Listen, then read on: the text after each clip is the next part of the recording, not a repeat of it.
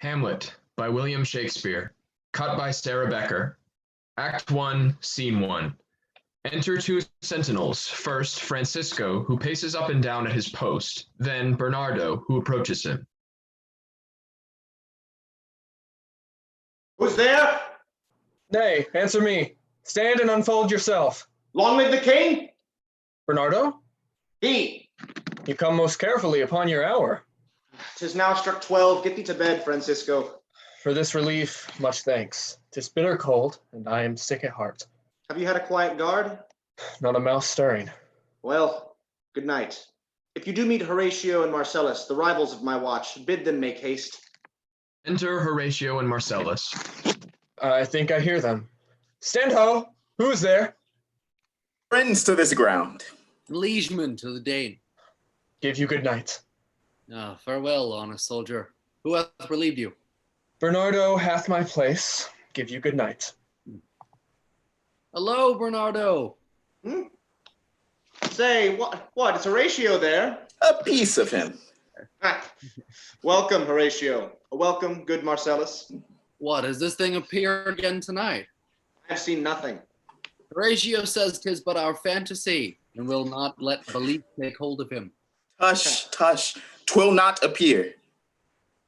Last night of all, when yon same star that westward from the pole had made his course illume the part of heaven where now it burns, Marcellus and myself, the bell then beating one. Enter Ghost. Peace! Break thee off. Look where it comes again. Oh, in the same figure like the king that's dead. Thou art a scholar. Speak to it, Horatio. Looks it not like the king? Mark it, Horatio. Most like. It would be spoke to. Question it, Horatio. What art thou that usurps this time of night?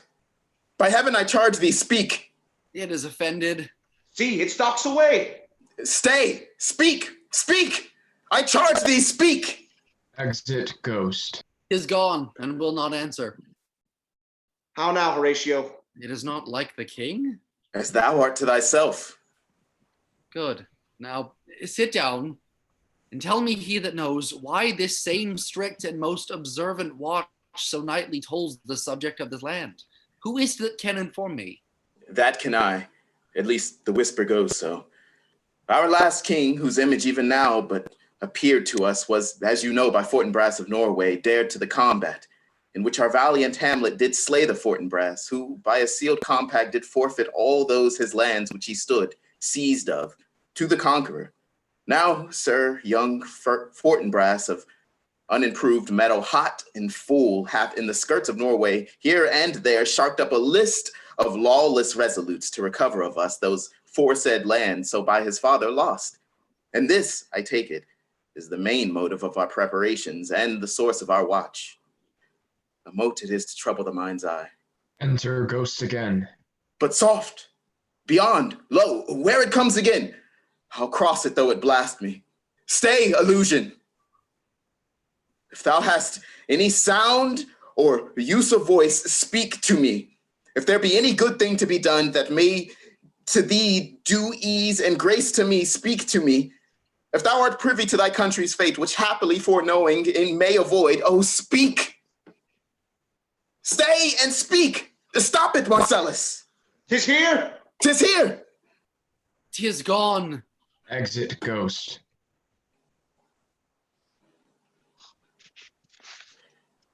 It was about to speak when the cock crew. And then it started like a guilty thing upon a fearful summons. But look, the morn, in russet mantle clad, walks o'er the dew of yon high eastward hill. Break we our watch up, and by my advice, let us impart what we have seen tonight unto young Hamlet. For upon my life, this spirit, dumb to us, will speak to him. Exeunt. Act 1, Scene 2. Elsinore, a room of state in the castle. Flourish. Enter Claudius, king of Denmark, Gertrude, the queen, Hamlet, Polonius, Laertes, and his sister Ophelia, Voltimand Cornelis, lord's attendant. Though yet of Hamlet, our dear brother's death, the memory be green, And that it us befitted to bear our hearts in grief, and our whole kingdom to be contracted in one brow of woe. Yet so far hath discretion fought with nature, that we with wisest sorrow think on him, together with remembrance of ourselves. Therefore, our sometime sister, now our queen, the imperial jointress to this warlike state, have we, as 'twere with a defeated joy, with one auspicious and a drooping eye, with mirth in funeral and with dirge in marriage, in equal scale, wearing delight and dole, taken to wife. Nor have we herein barred your better wisdoms, which have freely gone with this affair along, for all our thanks. Now, follows that you know, young Fortinbras, holding a weak supposal of our worth, he hath not failed to pester us with message, importing the surrender of those lands lost by his father with all bands of law to our most valiant brother. So much for him. Thus much the business is. We here have writ to Norway, uncle of young Fortinbras, who impotent and bedrid scarce hears of this his nephew's purpose, to suppress his further gait herein. And we here dispatch you, good Cornelius, and you, Voldemont, for bearers of this greeting to old Norway. Farewell, and let your haste commend your duty. In that and all things we will show our duty. We doubt it nothing. Heartily farewell. Exeunt Voltimand and Cornelius. And now, Laertes, what's the news with you? You told us of some suit. What is it, Laertes? What wouldst thou beg, Laertes? That shall not be my offer, not thy asking. The head is not more native to the heart, the hand more instrumental to the mouth, than is the throne of Denmark to thy father. What wouldst thou have, Laertes? My dear lord, your leave and favor to return to France. Have you your father's leave? What says Polonius? He hath, my lord, wrung from me my slow leave. I do beseech you, give him leave to go. Take thy fair hour, Laertes. Time be thine, and thy best graces spend it at thy will. But now, my cousin Hamlet and my son. Little more than kin and less than kind. How is it that clouds still hang on you? Not so, my lord, I am too much in the sun. Good Hamlet, cast thy nighted color off, and let thine eye look like a friend on Denmark. Do not forever with these veiled lids seek for thy noble father in the dust. Thou knowst, human, all that lives must die, passing through nature to eternity. Aye, madam, it is common. If it be, why seems it so particular with thee? Seems, madam? Nay, it is. I know not seems. 'Tis not alone my inky cloak, good mother, nor customary suits of solemn black, nor the dejected behavior of the visage, together with all forms, moods, shapes of grief that can denote me truly. These indeed seem, for they are actions that a man might play, but I have that within which paths show. These but the trappings and the suits of woe. 'Tis sweet and commendable in your nature, Hamlet, to give these morning duties to your father. But you must know, your father lost a father. That father lost his. And the survivor bound in filial obligation for some term to do obsequious sorrow. But to persever in obstinate condolement is a course of impious stubbornness. 'Tis unmanly grief. We pray you, throw to earth this unprevailing woe, and think of us as of a father. For let the world take note, you are the most immediate to our throne. With no less nobility of love than that which dearest father bears his son, do I impart to you. For your intent in going back to Wittenberg, it is most retrograde to our desire, and we beseech you, bend you to remain here in the cheer and comfort of our eye. Our chiefest courtier cousin, and our son. Let not thy mother lose her prayers, Hamlet. I pray thee stay with us. Go not to Wittenberg. I shall in all my best obey you, madam. Why, 'tis a loving and a fair reply. Be as ourself in Denmark. Madam, come. This gentle and unforced accord of Hamlet's is smiling in my heart. In grace whereof, no jocund health that Denmark drinks today, but the general cannon to the cloud shall tell, and the kings rouse the heaven shall bruit again, re-speaking earthly thunder. Come, away. Flourish. Exeunt all but Hamlet.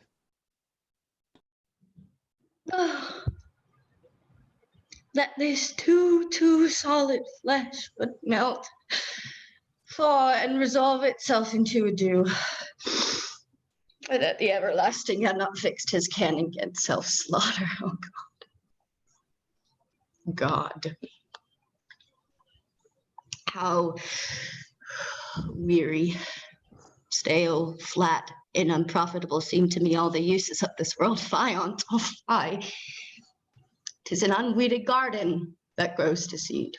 Things rank and gross in nature possess it merely.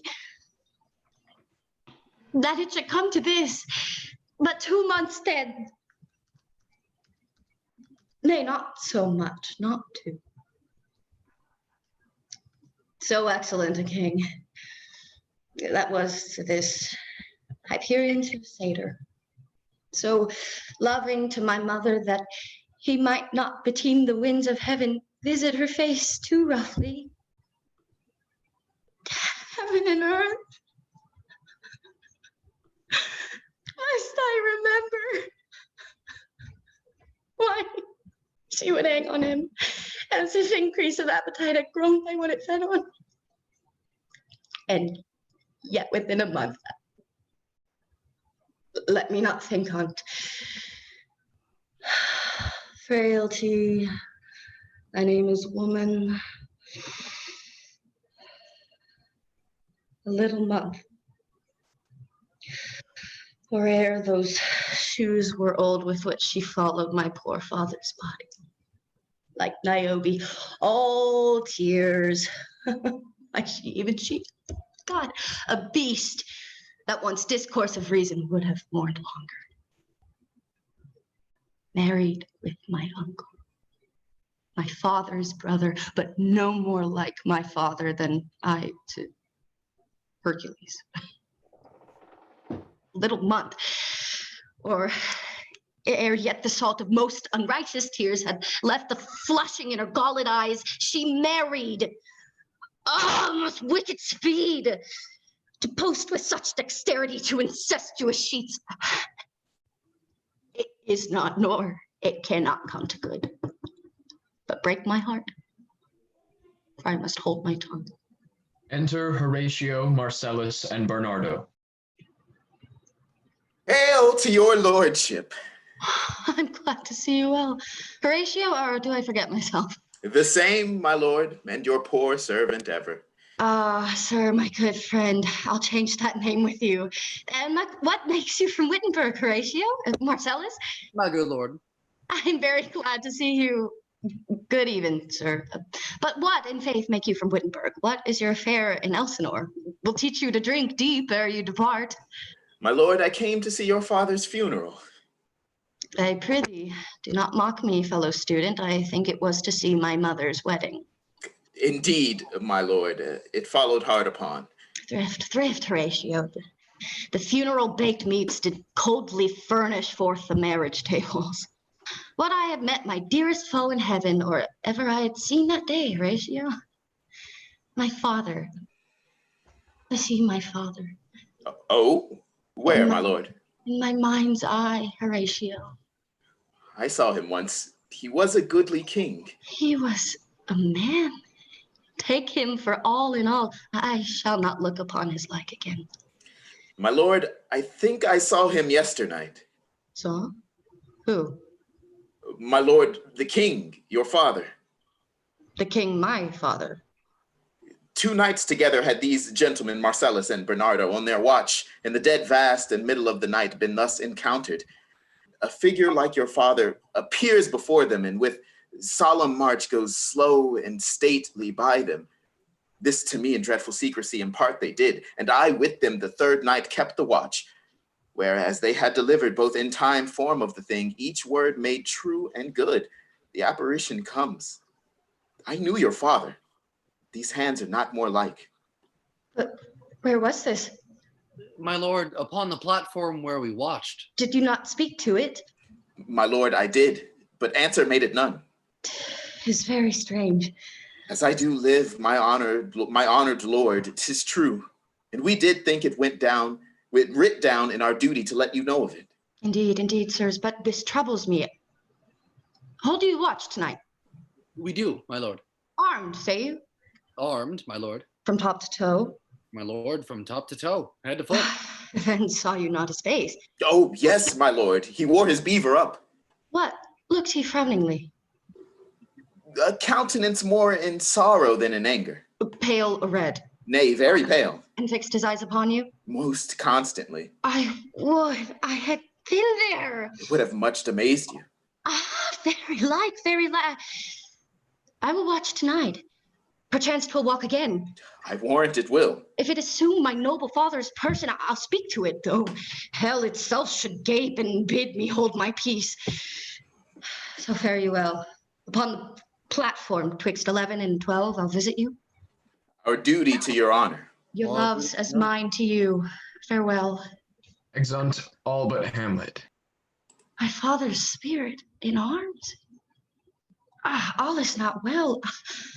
I doubt some foul play. Would the night were come. Till then, sit still, my soul. Foul deeds will rise, though all the earth o'erwhelm them to men's eyes. Exit. Act 1, Scene 3. Elsinore, a room in the house of Polonius. Enter Laertes and Ophelia. My necessaries are embarked. Farewell. And sister, as the winds give benefit and convoy is assistant, do not sleep, but let me hear from you. You doubt that. For Hamlet and the trifling of his favor, hold it a fashion and a toy in blood, a violet in the youth of primy nature, forward, not permanent, sweet, not lasting, the perfume and suppliance of a minute, no more. No more, but so. Think it no more. Perhaps he loves you now, but you must fear. His greatness weighed, his will is not his own, for he himself is subject to his birth. He may not, as unvalued persons do, carve for himself, for on his choice depends the safety and health of this whole state. Then weigh what loss your honor may sustain. If with too creed and ear you list his songs, or lose your heart, or your chaste treasure open it to his unmastered importunity, fear it, Ophelia, fear it, my dear sister, and keep you in the rear of your affection, out of the shot and danger of desire. Best safety lies in fear. Youth to itself rebels, though none else near. I shall the effect of this good lesson keep as watchman to my heart. But good my brother, do not, as some ungracious pastors do, show me the steep and thorny way to heaven, whiles like a puffed and reckless libertine himself the primrose path of dalliance treads, and recks not his own reed. Oh, fear me not. Enter Polonius. I stay too long, but here comes my father. Yet here, Laertes, aboard, for shame, the wind sits in the shoulder of your sail and you are stayed for. There, my blessing with thee, and these few precepts in thy memory look thou character. Give thy thoughts no tongue, nor any unproportioned thought his act. Be thou familiar, but by no means vulgar. Those friends thou hast, and their adoption tried, grapple them unto thy soul with hoops of steel, but do not dull thy palm with entertainment of each new-hatched, unfledged comrade. Beware of entrance to a quarrel, but being in, bear it that the opposed may beware of thee. Give every man thine ear, but few thy voice. Take each man's censure, but reserve thy judgment. Costly thy habit as thy purse can buy, but not expressed in fancy. Rich, not gaudy, for the apparel oft proclaims the man. Neither a borrower nor a lender be, for loan oft loses both itself and friend, and borrowing dulls the edge of husbandry. This above all, to thine own self be true, and it must follow as the night the day. Thou canst not then be false to any man. Farewell. My blessing season this in thee. Most humbly do I take my leave, my lord. The time invites you. Go, your servants tend. Farewell, Ophelia, and remember well what I have said to you. 'Tis in my memory locked, and you yourself shall keep the key of it. Farewell. What is it, Ophelia, that he hath said to you? So please you, something touching the Lord Hamlet. Marry, well bethought. 'Tis told me he hath very oft of late given private time to you, and you yourself have your audience been most free and bounteous. What is between you? Give me up the truth. He hath, my lord, of late made many tenders of his affection to me. Affection? Do you believe his tenders, as you call them? I do not know, my lord, what I should think. Mary, I will teach you. Tender yourself more dearly, or, not to crack the wind of the poor phrase running it thus, you'll tender me a fool. My lord, he hath importuned me with love in an honorable fashion. Aye, fashion you may call it. Go to. And hath given countenance to his speech, my lord, with almost all the holy vows of heaven. Aye, springs to catch woodcocks. I do know when the blood burns how prodigal the soul lends the tongue vows. From this time be something scanter of your maiden presence, for Lord Hamlet believes so much in him that he is young, and with a larger tether may he walk than may be given you. In few, Ophelia, do not believe his vows. This is for all. I would not in plain terms from this time forth have you so slander any moment leisure as to give words or talk with the Lord Hamlet. Look to it, I charge you. Come your ways. I shall obey, my lord. Exeunt. Act 1, Scene 4. Elsinore, the platform before the castle. Enter Hamlet, Horatio, and Marcellus. The air bites shrewdly, is very cold. It is a nipping and an eager air. What hour now? I think it lacks of 12. No, it is struck. Indeed, I heard it not. It then draws near the season wherein the spirit held his wont to walk. A flourish of trumpets and 2 pieces go off. What does this mean, my lord? The king doth wake tonight, takes his rouse, keeps wassail, and the swaggering uprising reels, and as he drains his draughts of Rhenish down, the kettle drum and trumpet thus bray out the triumph of his pledge. Is it a custom? Aye, Mary, is't. But to my mind, though I'm native here, and to the manner born, it is a custom more honored in the breach than the observance. Enter Ghost. Look, my lord, it comes. Angels and ministers of grace, defend us. Be thou a spirit of hell or goblin damned. Bring with the airs of heaven or blasts from hell. Be thy intents wicked or charitable. Thou comest in such a questionable shape that I will speak to thee. I'll call thee Hamlet King, Father, Royal Dane. Oh, answer me. It beckons you to go away with it. It waves you to a more removed ground, but do not go with it. No, by no means. It will not speak. Then I will follow it. Do not, my lord. Why, what should it be? The fear. I do not set my life at a pin's fee. For my soul, what can it do to that, being a thing immortal as itself? Oh, it waves me forth again. I'll follow it. What if it tempt you toward the flood, my lord, or to the dreadful summit of the cliff, and there assume some other horrible form which might deprive your sovereignty of reason and draw you into madness? Think of it. Waves me still. Go on, I'll follow thee. You shall not go, my lord. Hold off your hands. Be ruled, you shall not go. My fate cries out, unhand me, gentlemen. By heaven, I'll make a ghost out of him that stays me. I say, away. Go on, I'll follow thee. Exeunt Ghost and Hamlet. He waxes desperate with imagination. Let's follow. 'Tis not fit thus to obey him. Have after. To what issue will this come? Something is rotten in the state of Denmark. Heaven will direct it. Nay, let's follow him. Exeunt. Act 1, Scene 5. Elsinore, the castle, another part of the fortifications. Enter Ghost and Hamlet. Whither wilt thou lead me? Speak, I'll go no further. Mark me. I am thy father's spirit, doomed for a certain time to walk the night, and for the day confined to fast and fires, till the foul crimes done in my days of nature are burnt and purged away. List, list, oh, list, if thou didst ever thy dear father love. Oh, God.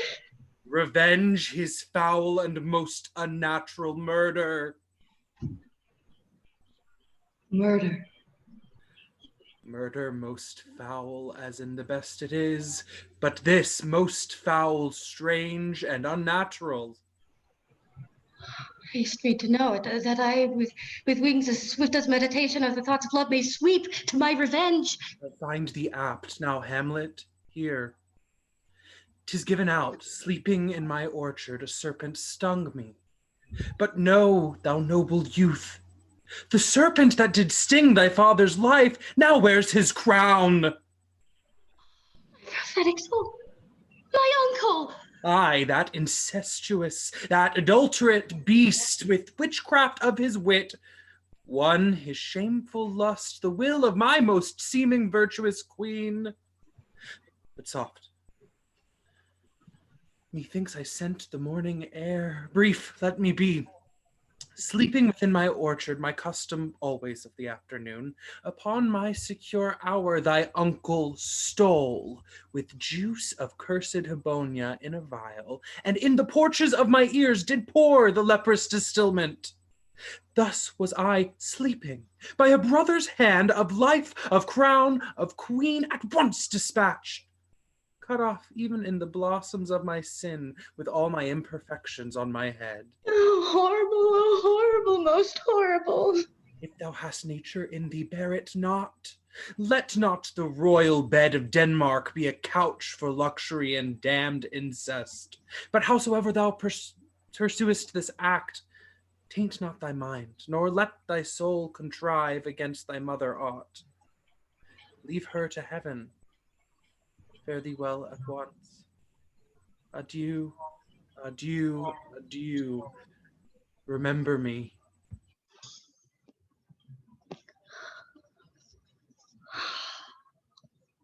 Oh, you host of heaven, oh, earth, what else? Shall I couple hell? Oh, my heart. And you, my sinews, grow not instant old, but bear me stiffly up. Remember thee? Yeah. I, thou poor ghost, while memory holds a seat in this distracted globe. Remember thee? Yeah. I'll wipe away all trivial font records, all saws of books, all forms, all pressures past that youth in observation copied there, and thy commandment all alone shall live within the book and volume of my brain, unmixed with baser matter. Yes, by heaven. Oh, most pernicious woman. No, villain, smiling, damned villain. Not to my work. It is adieu. Adieu. Remember me. I have sworn. My lord! My lord! Enter Horatio and Marcellus. Lord Hamlet, Heaven secure him. So be it. how ist, my noble lord? What news, my lord? Oh, wonderful. Good, my lord, tell it. No, you will reveal it. Not I, my lord, by heaven. Nor I, my lord. How say you then? Would heart of man once think it? But you'll be secret? Aye, by Aye, heaven. by heaven, my lord. There's ne'er a villain dwelling in all Denmark. But he's an errant knave. There needs no ghost, my lord, come from the grave to tell us this. Why, right. You are in the right, and so without more circumstance at all, I hold it fit that we shake hands and part. You, as your business and desire shall point you, for every man hath business and desire, such as it is, for my own poor part. Look you, I'll go pray. These are but wild and whirling words, my lord. I'm sorry they offend you heartily. Yes, faith, heartily. There's no offense, my lord. Yes, by St. Patrick, but there is, Horatio, and much offense too. Touching this vision here, it is an honest ghost. That let me tell you.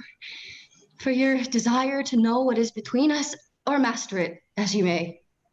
And now, good friends, as you are, my friends, scholars and soldiers, give me one poor request.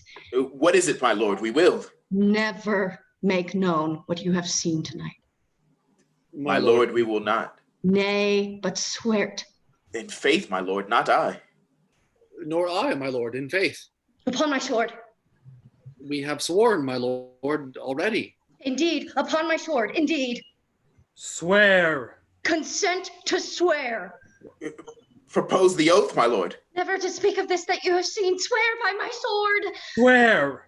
Oh, day and night, this is wondrous strange. And therefore, as a stranger give it welcome, there are more things in heaven and earth, Horatio, than are dreamt of in your philosophy. But come here as before, never before, as before, never. So help you mercy, how strange or odd soe'er I bear myself, as I perchance hereafter shall think meet to put an antic disposition on, that you at such times seeing me never shall with arms uncovered, or with head shake, or by pronouncing some doubtful phrase as well we know, or we could, and if we might, or if we list to speak, or there be, and if there might, or such ambiguous giving out to note that you know aught of me. This is not to do. So grace and mercy at your most need help you. Swear. Swear. Do we swear? We swear. Rest, perturbed spirit. Let us go in together. And still your fingers on your lips, I pray. The time is out of joint. Oh, cursed spite that I was ever born to set it right. Nay, come, let's go together. Exeunt. Act 2, Scene 1. Elsinore, a room in the house of Polonius. Enter Polonius and Reynaldo. Enter Ophelia. How now, Ophelia? What's the matter? Oh, my lord, I have been so affrighted. With what, in the name of God? My lord, as I was sewing in my closet, Lord Hamlet, his doublet all unbraced, no hat upon his head, ungartered, and down-jived to his ankle, pale as his shirt, his knees knocking each other, and with a look so piteous in purport as if he had been loosed out of hell, to speak of horrors, he comes before me. Mad for thy love? My lord, I do not know, but truly I do fear it. What said he? He took me by the wrist and he held me hard. Then goes he to the length of all his arm, and with his other hand, thus o'er his brow, he falls to such perusal of my face as he would draw it. Long stayed he so. At last, a little shaking of mine arm, and thrice his head, thus waving up and down, he raised a sigh, so piteous and profound as it did seem to shatter all his bulk and end his being. That done, he lets me go, and with his head over his shoulder turned, he seemed to find his way without his eyes. For out of doors he went without their help, and to the last bended their light on me. Come, go with me, I will go seek the king. This is the very ecstasy of love. I am sorry. What, have you given him any hard words of late? No, my lord, but as you did command, I did repel his letters and denied his access to me. That hath made him mad. I am sorry that with better heed and judgment, I had not quoted him. I feared he did but trifle and meant to rack thee, but beshrew my jealousy. Come, go we to the king. This must be known. Come. Exeunt. Act 2, Scene 1. Scene 2. Elsinore, a room in the castle. Flourish. Enter King and Queen, Rosencrantz and Guildenstern. Welcome, dear Rosencrantz and Guildenstern. Moreover, that we much did long to see you, the need we have for you did provoke our hasty sending. Something you have heard of Hamlet's transformation, so I call it, since neither the exterior nor the inward man resembles that it was. What it should be, more than his father's death, that thus hath put him so much from the understanding of himself, I cannot dream of.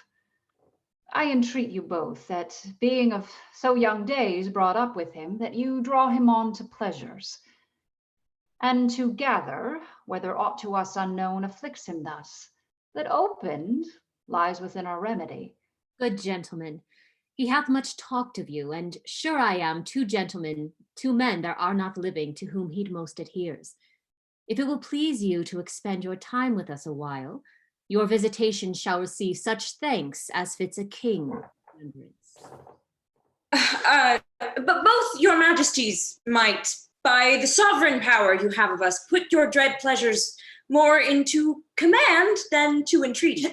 But we both obey, and here give up ourselves in the full bent to lay our service freely at your feet to be commanded.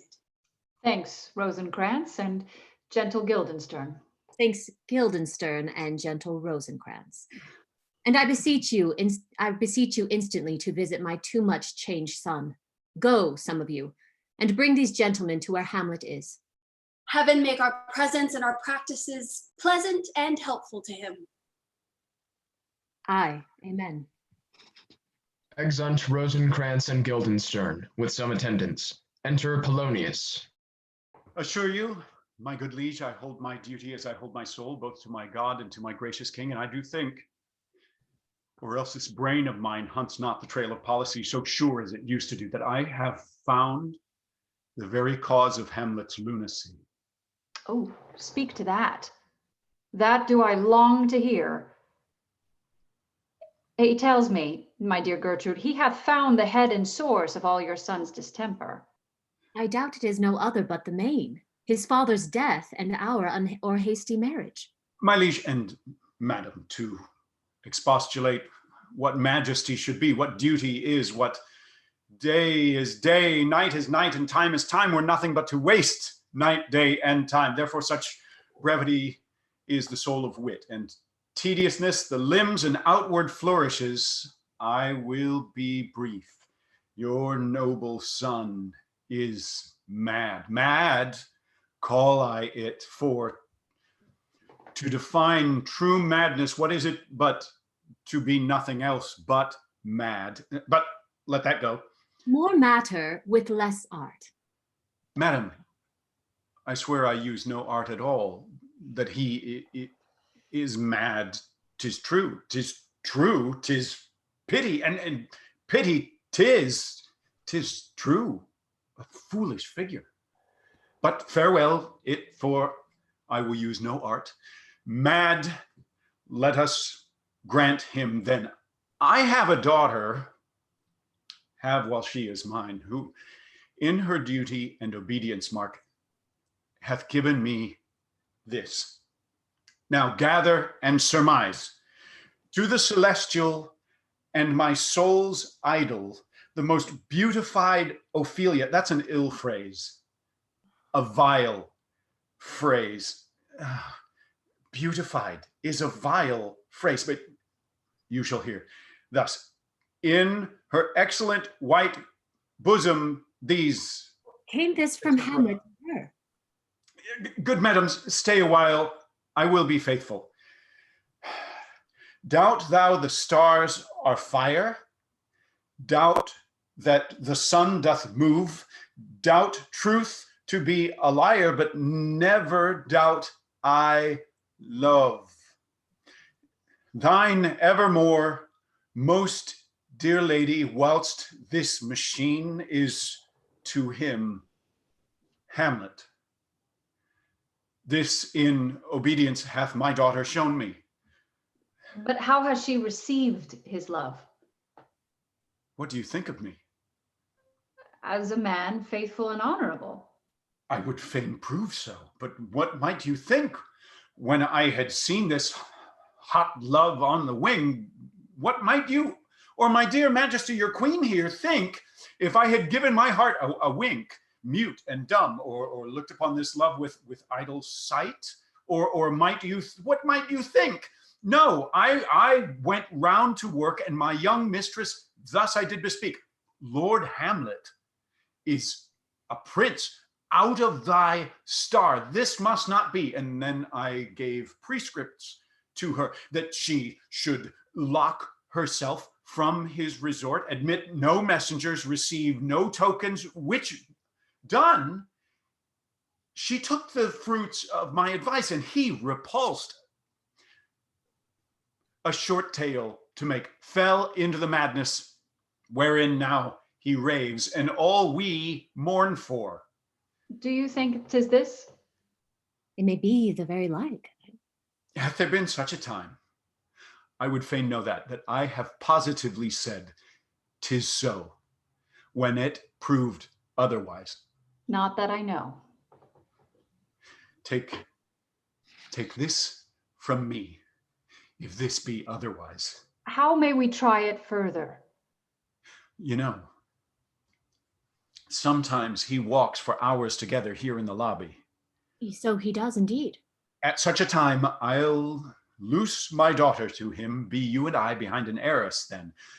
Mark the encounter. If he love her not, and he not from his reason fallen thereon, let me be no assistant for a state, but keep a farm and carters. We will try it. Enter Hamlet, reading on a book. But look where sadly the poor wretch comes reading. Away, I do beseech you both. Away, I'll board him presently. Oh, give me leave. Exeunt King and Queen with attendants. How does the good Lord Hamlet? Oh, God a mercy. Do you know me, my lord?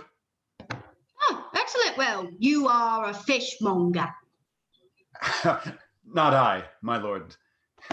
Then I would you were so an honest man.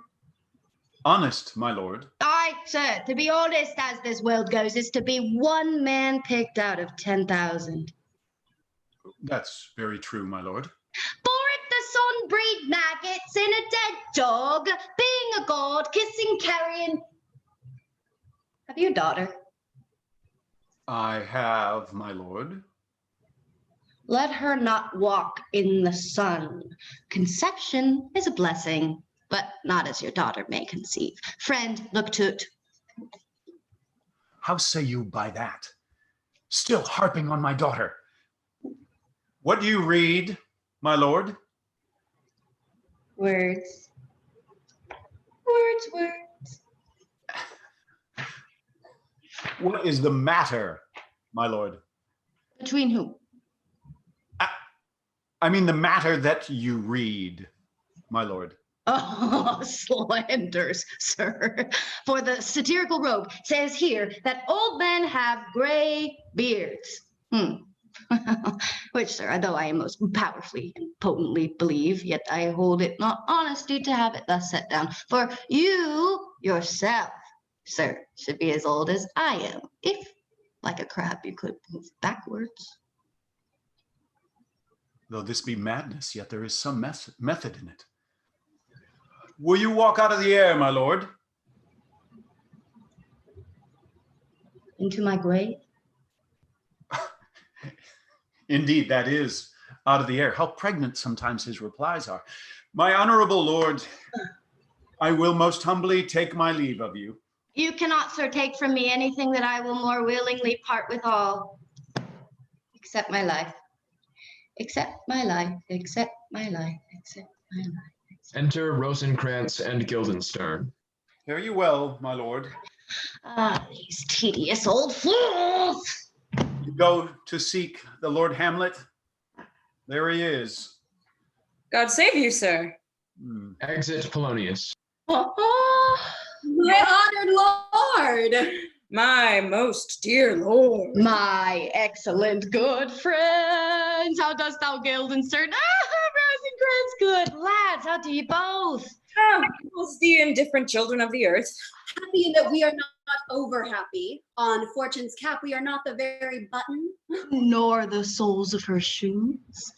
Neither, my lord.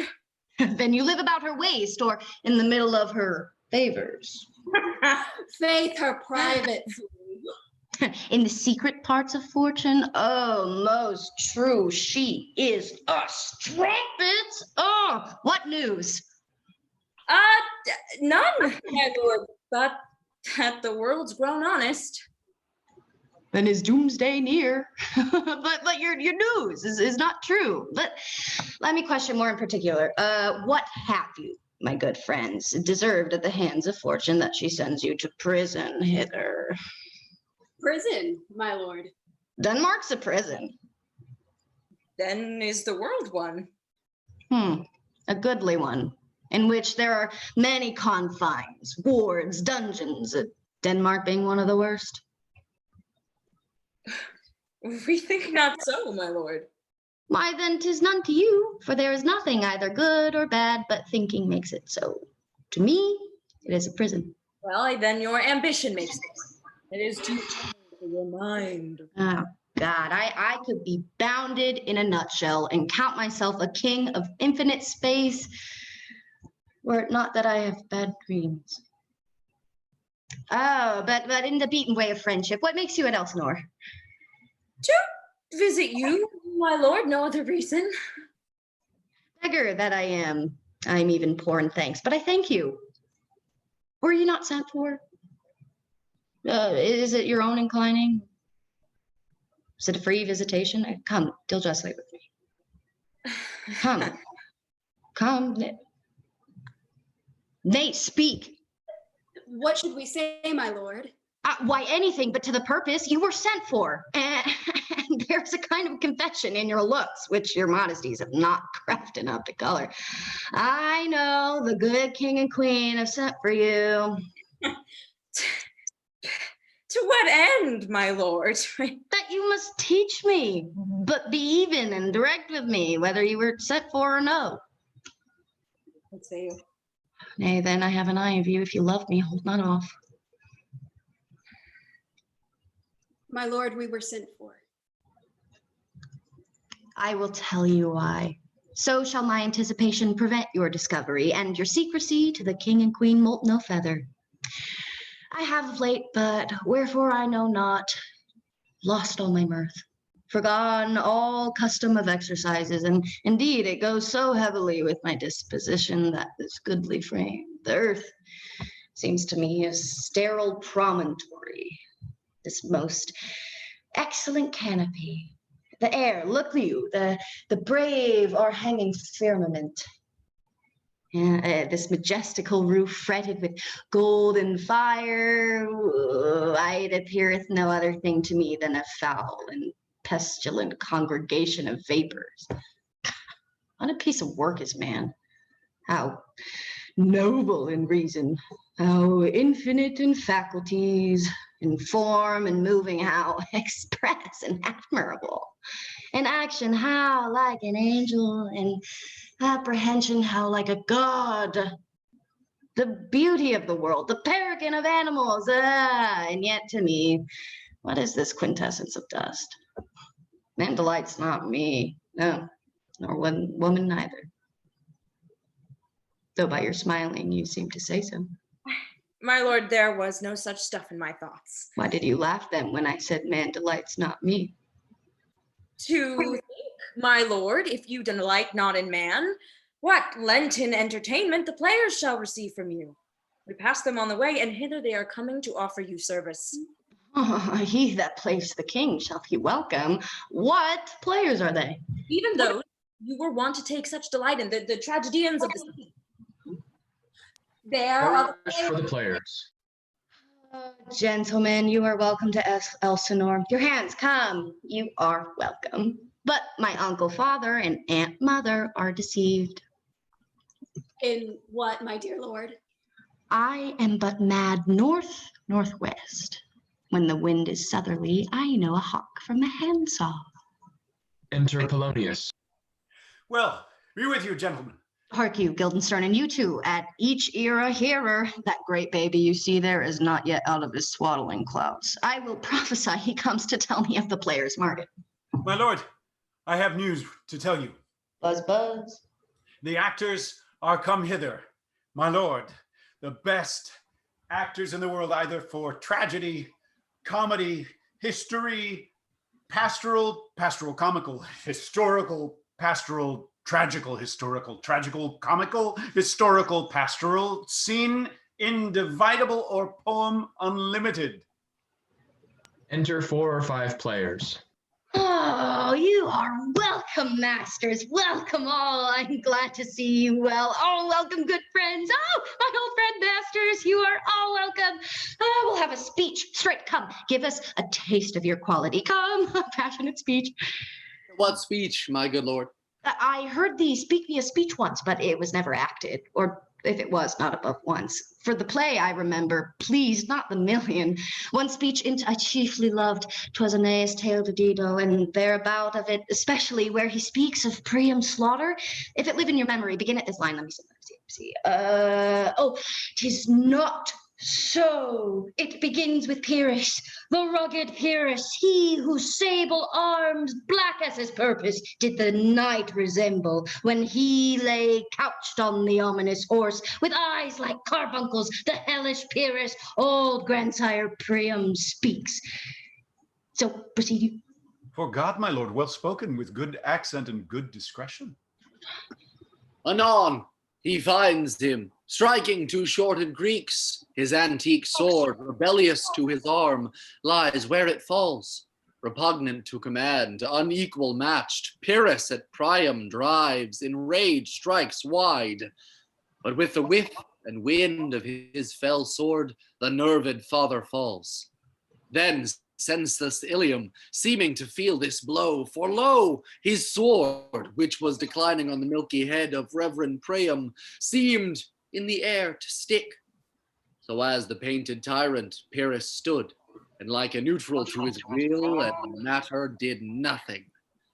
But as we often see against some storm a silence in the heavens, anon the dreadful thunder doth rend the region. So after Prius' pause, aroused vengeance sets him new a work, and never did the Cyclops' hammers fall on Mars' armor, forged for proof etern. With less remorse than Prius' bleeding sword, now falls on Priam. Out, thou strumpet fortune! This is too long. Shout to the barbers with your beard. Prithee, say on. He's for a jig or tale of Baudry, or he sleeps. Say on, come to Hecuba. But who, who had seen the mobled queen? The mobled queen. That's good. The mobled queen is good. Run barefoot up and down, threatening the flames with bisen room, clout upon that head where late the diadem stood, and for a robe, a blanket, in the alarm of fear caught up. But if the gods themselves did see her then, when she saw Pyrrhus make malicious sport, in mincing with his sword her husband's limbs, the instant burst of clamor that she made would have made milch the burning eyes of heaven and passion in the gods. Look where he's not turned his color and has tears in his eyes. Prithee, no more. As well. I'll have thee speak out the rest of this soon. Good, my lord, will you see the players well bestowed? Do you hear? Let them be well used, for they are the abstract and brief chronicles of the time. After your death, you were better have a bad epitaph than their ill report while you live. My lord, I will use them according to their desert. Godspodikins, man, much better. Use every man after his own desert. And who should skip whipping? Use them after your own honor and dignity. The less they deserve, the more merit is in your bounty. Take them in. Come, sirs, Follow him, friends. We'll hear a play tomorrow. Exeunt Polonius and players, except the first. Dost thou hear me, old friend? Can you play the murder of Gonzago? Aye, my lord. We'll have it tomorrow night. You could, for a need, study a speech of some dozen or 16 lines, which I would set down and insert into, could you not? Aye, my lord. Very well. Follow that lord, and look you, mock him not. Exit first player. My good friends, I'll leave you till night. You are welcome to Elsinore. Good, my lord. Aye, so God be with ye. Exeunt Rosencrantz and Guildenstern.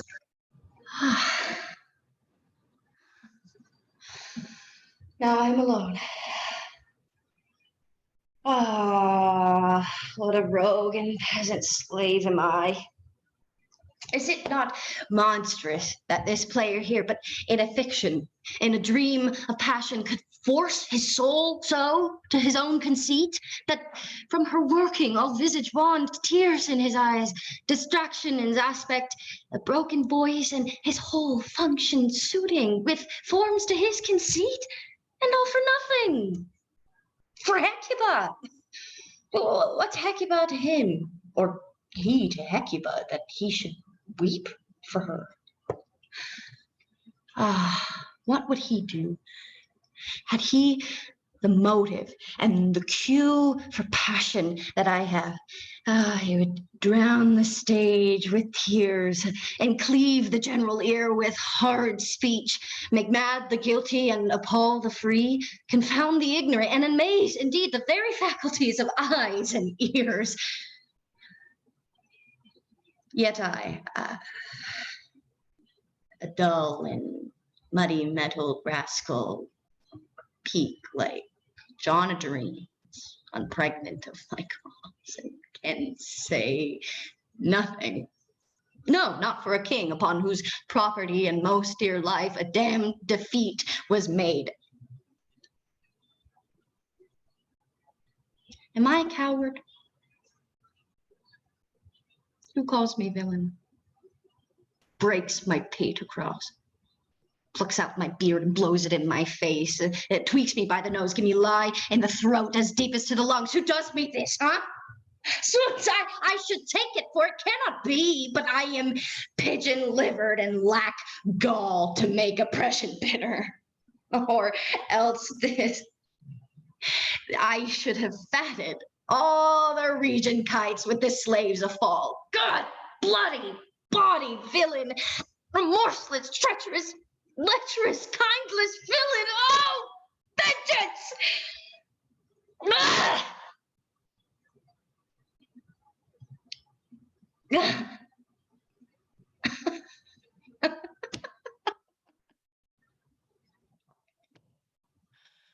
What an ass am I.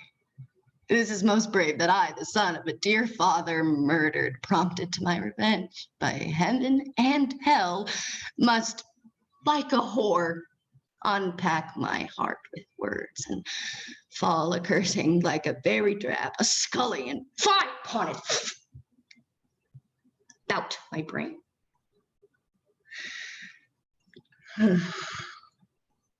I have heard that guilty creatures sitting at a play have by the very cunning of a scene been struck so to the soul that presently they have proclaimed their malefactions. For murder, though it have no tongue, will speak with most miraculous organ. I'll have these players play something like the murder of my father before mine uncle, and I'll observe his looks. I'll tend him to the quick, if he but blench. I'll know my course. The spirit that I have seen may be a devil, and the devil have power to assume a pleasing shape. Yea, and perhaps out of my weakness and my melancholy, he is very potent with such spirits, abuses me to damn me. I'll have more grounds. I'll have grounds more relative than this. The play's the thing, wherein I'll catch the conscience of the king. Act 3, Scene 1, Elsinore, a room in the castle. Enter King, Queen, Polonius, Ophelia, Rosencrantz, Guildenstern. And can you, by no drift of circumstance, get from him why he puts on this confusion? He does confess he feels himself distracted, but from what cause he will by no means speak. Nor do we find him forward to be sounded, but with a crafty madness keeps aloof. Did he receive you well? Most like a gentleman. Did you assay him to any pastime? Madam, it so fell out that certain players we o'erwrought on the way. Of these we told him, and there did seem in him a kind of joy to hear of it. They are here about the court, and as I think they have already ordered this knight to play before him. 'Tis most true, and he beseeched me to entreat your majesties to hear and see the matter. With all my heart, and it doth much content me to hear him so inclined. Good gentlemen, give him a further edge, and drive his purposes on to these delights. We shall, my lord. Sweet Gertrude, leave us too, for we have closely sent for Hamlet hither, that he, as 'twere by accident, may here affront Ophelia. Her father and myself, lawful espials, will so bestow ourselves that, seeing unseen, we may of their encounter frankly judge and gather by him, as he is behaved, if it be the affliction of his love or no, that thus he suffers for. I shall obey you. Exit Queen. Ophelia, walk you here. Gracious, so please you, we will bestow ourselves. Read on this book. That show of such an exercise may color your loneliness. I hear him coming. Let us withdraw, my lord. Exeunt King and Polonius. Enter Hamlet.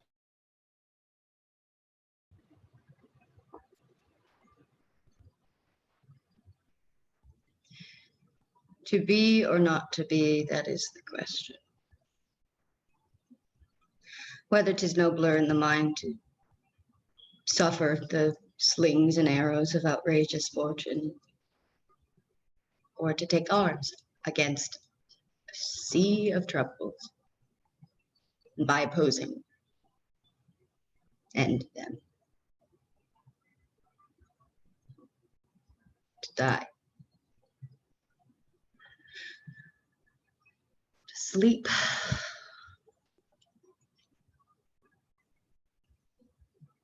No more. And by sleep to say we end the heartache and the 1,000 natural shocks that flesh is heir to. It's a consummation devoutly to be wished. To die, to sleep, perchance to dream. Aye, there's the rub. From that sleep of death, what dreams may come when we have shuffled off this mortal coil. Must give us pause. There's the respect that makes calamity of so long life. For who would bear the whips and scorns of time? The oppressor's wrong, the proud man's contumely, the pangs of despised love, the law's delay, the insolence of office, and the spurns the patient merit of the unworthy takes, when he himself might his quietus make with a bare bodkin? Who would mortals bear to grunt and sweat under a weary life, but that the dread of something after death? The undiscovered country from whose bourne no traveler returns puzzles the will and makes us rather bear those ills we have than fly to others that we know not of. Thus, conscience does make cowards of us all. And thus the native hue of resolution is sick leader with the pale cast of thought, and enterprises of great faith of moment, but disregard their currents, turn awry and lose the name of action.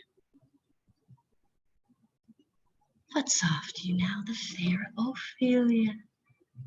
Nymph, in thy orisons be all my sins remembered.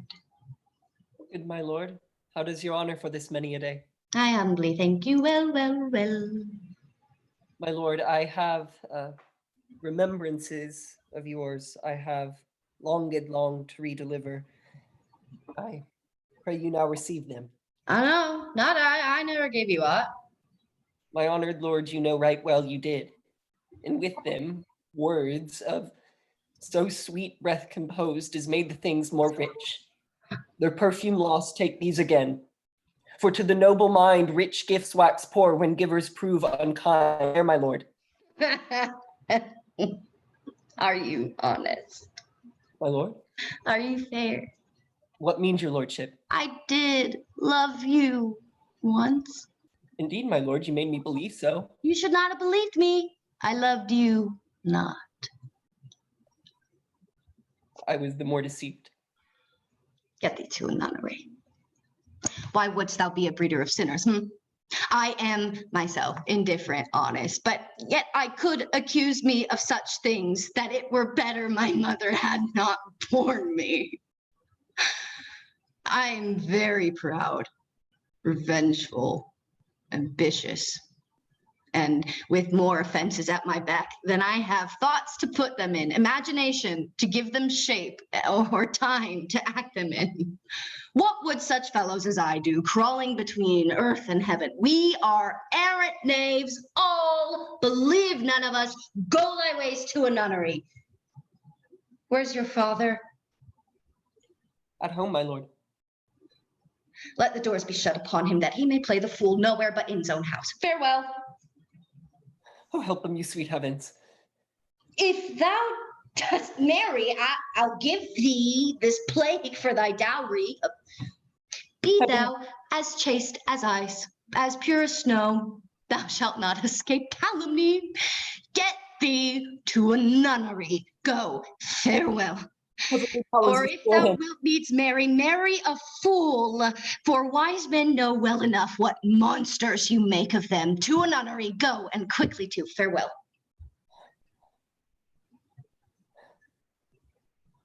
I have heard of your paintings too well enough. God hath given you one face, and you make yourselves another. Go to. I'll no more on't. It hath made me mad.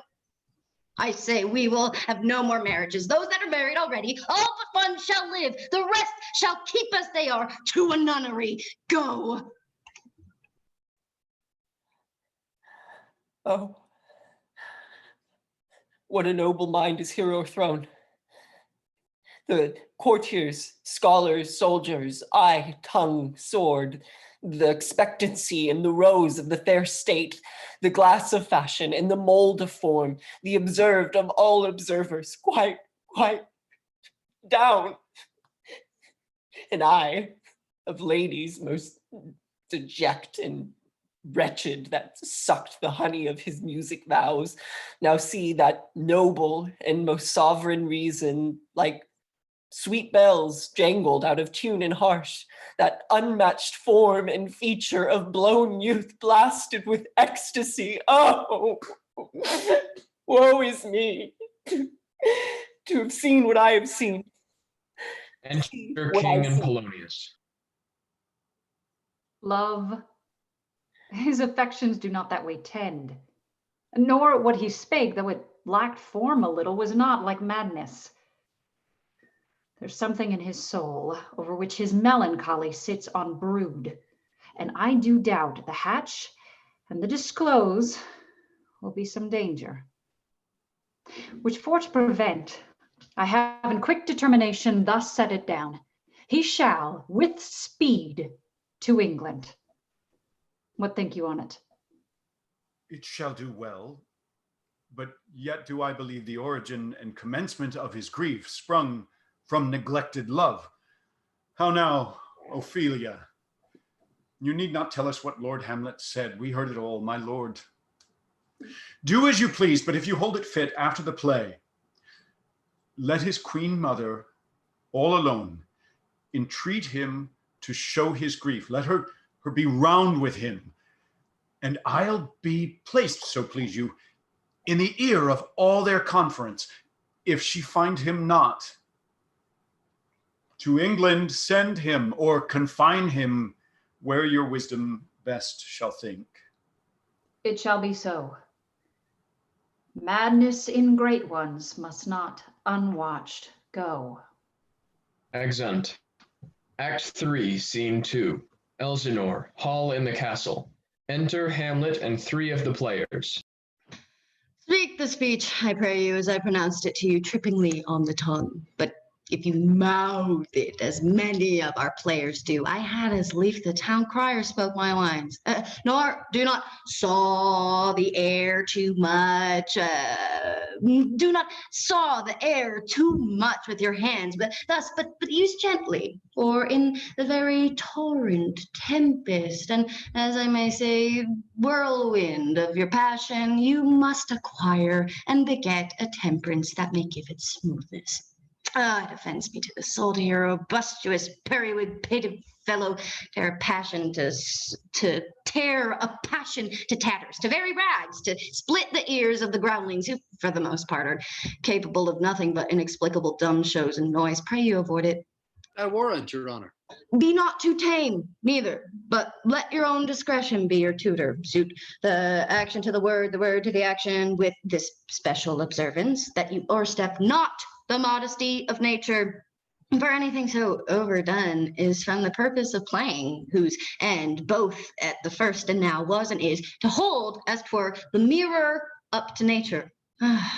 There be players that I have seen play and heard others praise, and that highly, and not to speak it profanely, that neither having the accent of Christians, nor the gait of Christian pagan nor man, have so strutted and bellowed that I have thought some of nature's journeymen had made men, and not made them well. God, they imitated humanity so abominably. I hope we have reformed that indifferently with us, sir. I'll reform it altogether. Go, make you ready. Exeunt players. Enter Polonius, Rosencrantz, and Guildenstern. How now, my lord? Will the king hear this piece of work? And the queen too, and that presently. Bid the players make haste. Exit Polonius. Will you two help to hasten them? We will, my lord. Exeunt they two. What ho, Horatio? Enter Horatio. Here, sweet lord, at your service. Horatio, thou art even as just a man as e'er my conversation copped withal. Oh, my dear lord. There is a play tonight before the king. One scene of it comes near the circumstance which I've told thee of my father's death. I prithee, when thou seest that act afoot, even with the very comment of thy soul, observe my uncle. If his occulted guilt do not itself unkennel in one's speech, it is a damned ghost that we have seen. Give him heedful note, for mine eyes will rivet to his face, and after we will both our judgments join in censure of his seeming. Well, my lord.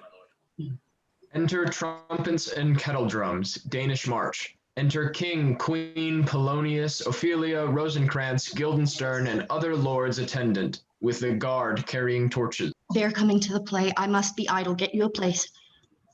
How fares our cousin Hamlet?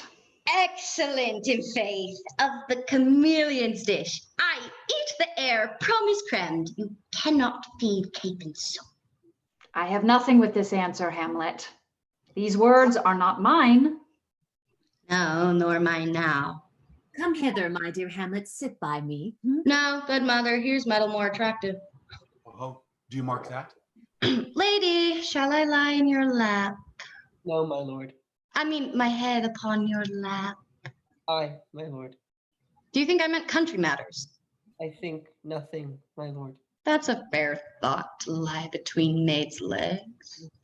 You are merry, my lord. Oh, who I? Oh, what should a man do but be merry? For look you how cheerfully my mother looks, and my father died within 2 hours. Nay, 'tis twice 2 months, my lord. Oh, so long? Oh, heavens, died 2 months ago and not forgotten yet? Then there's hope. A great man's memory may outlive his life half a year.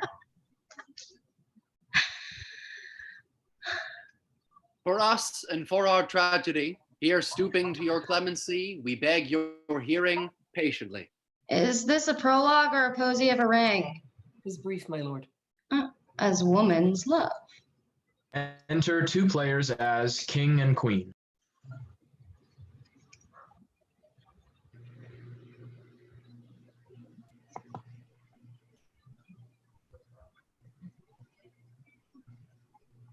So many journeys may the sun and moon make us again count our love be done. Faith, I must leave thee, love, and shortly too. My operant powers their functions leave to do. For husband shalt thou... Oh, confound the rest! Such love must needs be treason in my breast. When second husband let me be accursed, none wed the second, but who killed the first. Wormwood, wormwood. The instances that second marriage move are base respects of thrift, but not of love. A second time I kill my husband dead when second husband kisses me in bed. I do believe you think what you now speak, but what we do determine oft we break. This world is not for aye, nor 'tis not strange that even our loves should with our fortunes change. So think thou wilt no second husband wed, but die thy thoughts when thy first lord is dead. Both here and hence pursue me lasting strife, if once a widow, ever I be wife. If she should break it now. 'Tis deeply sworn, sweet. Leave me here a while, my spirits grow dull, and fain I would beguile the tedious day with sleep. Sleep rock thy brain, and never come mischance between us twain. Okay, exit. Madam, how like you this play?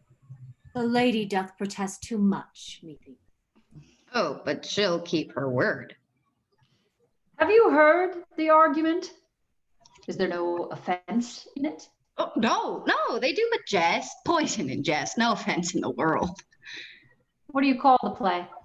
The Mousetrap. 'Tis a knavish piece of work, but what of that? Your Majesty, and we that have free souls, it touches us not. Enter Lucianus. Ooh, this one is Lucianus, nephew to the king. You are as good as a chorus, my lord. Begin, murderer, come. The croaking raven doth bellow for revenge. Thoughts black, hands apt, drugs fit in times agreeing. Thy natural magic and dire property on wholesome life usurp immediately. Pours the poison in his ears. The king rises. How fares, my lord? Give o'er the play. Give me some light. Away. Lights. Lights! Lights! Lights! Exeunt all but Hamlet and Horatio. Why you let the stricken deer go, the heart ungalled play. For some must watch while some must sleep, thus runs the world away. Ah, good Horatio, I'll take the ghost word for 1,000 pounds. Didst perceive? Very well, my lord. Upon the talk of the poisoning? I did very well note him. Come, some music, come the recorders, come, some music.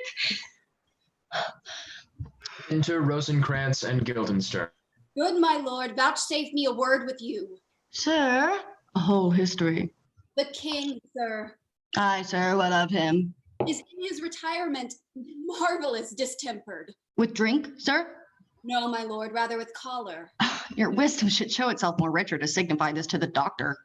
Good my lord, put your discourse into some frame and start not so wildly from my affair. I am tame, sir. Pronounce. The queen, your mother, in most great affliction of spirit, has sent me to you. You're welcome. Nay, good my lord, this courtesy is not of the right breed. If it shall please you to make me a wholesome answer, I will do your mother's commandment. Sir, I cannot. What, my lord? make you a wholesome answer. My wit's diseased, but, sir, my mother, you say... And what she says. Your behavior has struck her into amazement and admiration. A wonderful son that can so astonish a mother.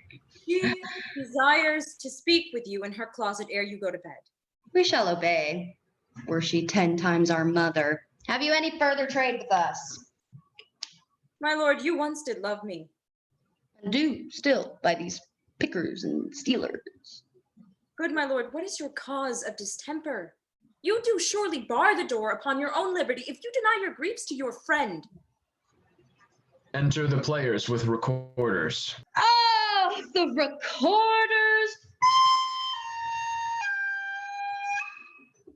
Let me see one. Will you play upon this pipe? My lord, I pray you. believe me, I cannot. I do beseech you. No touch of it, my lord. It is as easy as lying. Govern these vintages with your fingers and thumbs and give it breath with your mouth, and it will discourse most eloquent music. Look, you, these are the stops. These cannot I command to any utterance of harmony. I have not the skill. Why, look you now, how unworthy a thing you make of me. You would play upon me. You would seem to know my stops. You would pluck out the heart of my mystery. You would sound me from my lowest note to the top of my compass. And there is much music, excellent voice in this little organ. Yet you cannot make it speak.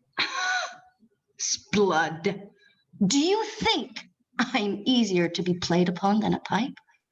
Call me what instrument you will. Though you can fret me, you cannot play upon me. Oh, God bless you, sir. My lord, the queen would speak with you, and presently. Do you see yonder cloud that's in shape of a camel? By the mass, and 'tis like a camel indeed. Methinks it is like a weasel. It is backed like a weasel. Or like a whale. Very like a whale. Then I will come to my mother by and by. I will say so. Exit. By and by is easily said. Leave me, friends. Exeunt all. 'Tis now the very witching time of night, when churchyards yawn and hell itself breathes out contagion to this world. Now could I drink hot blood and do such bitter business as the day would quake to look on soft. Now to my mother. Act 3, Scene 3. A room in the castle. We are taking a brief intermission. Thank you.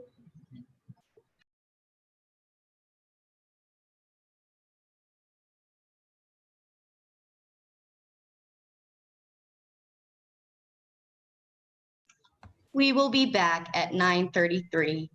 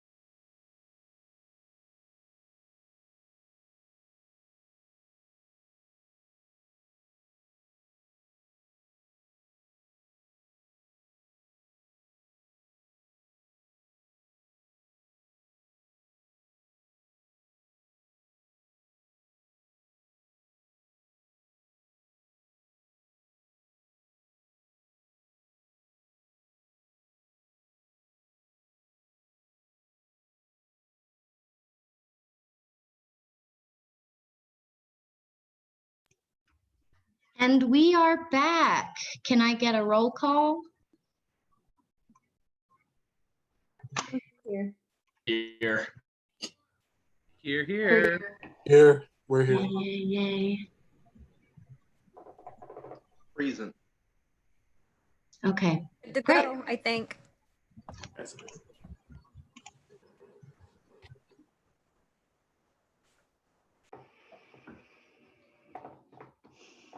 Act 3, Scene 3. A room in the castle. Enter King Rosencrantz and Guildenstern. I like it not, nor stands with safe with us to let his madness range. Therefore prepare you. I, your commission, will forthwith dispatch, and he to England shall along with you. We will haste us. Exeunt gentlemen. Enter Polonius. My lord, he's going to his mother's closet. Behind the arras, I'll convey myself to hear their process. Fare you well, my liege. I'll call upon you ere you go to bed and tell you what I know. Thanks, dear my lord. Exit Polonius.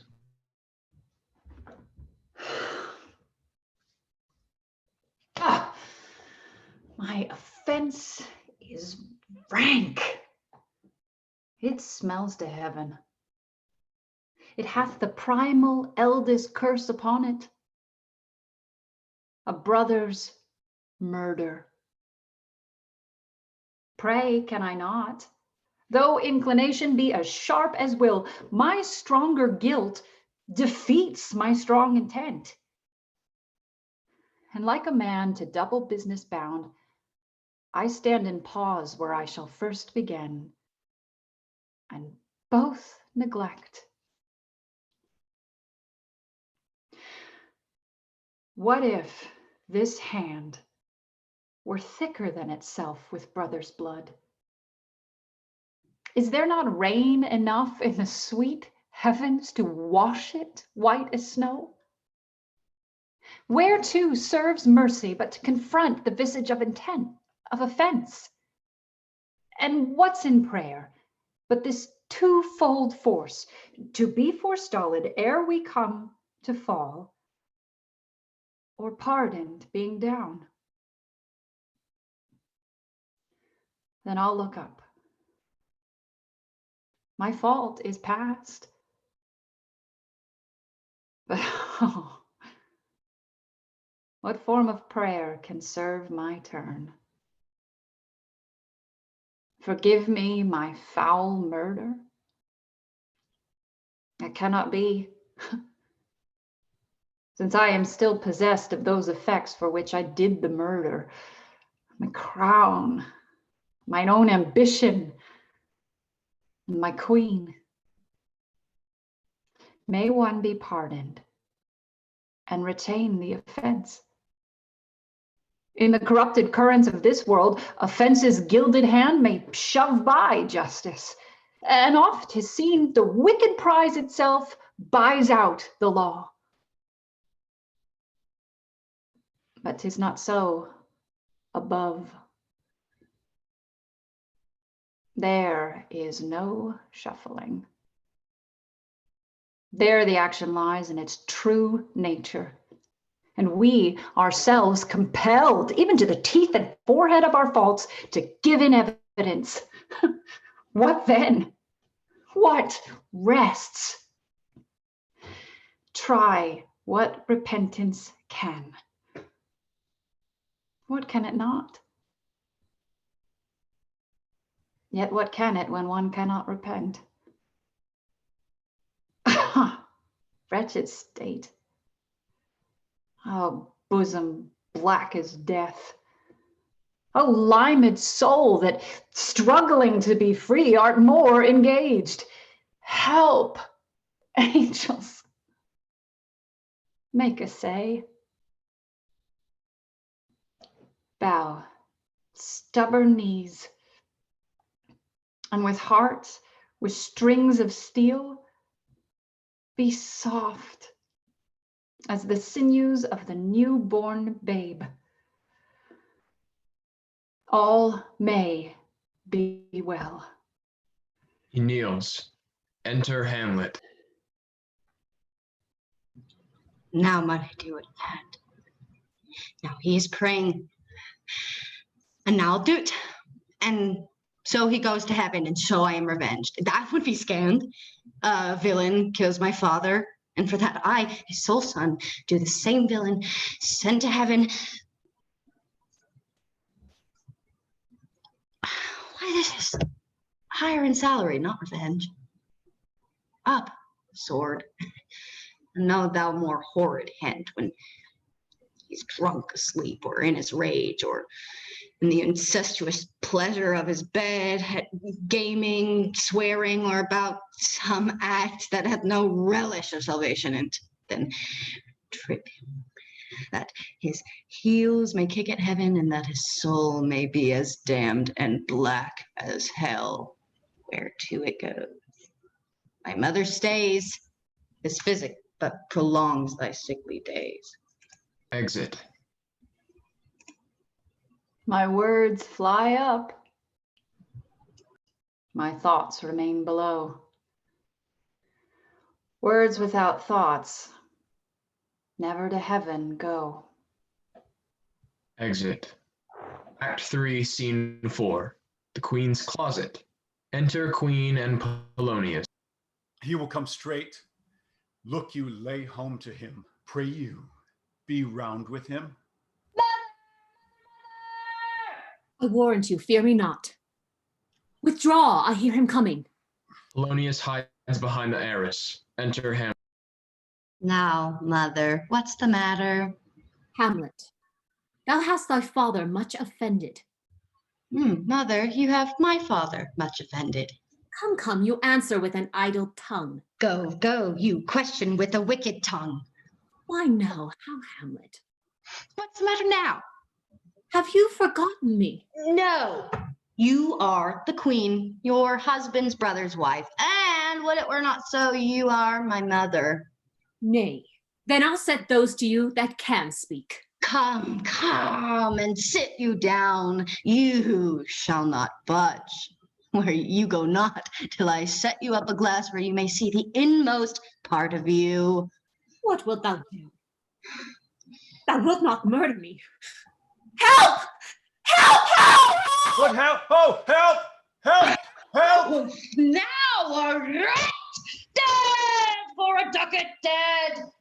Makes a pass through the arras and kills Polonius. Oh, I'm slain.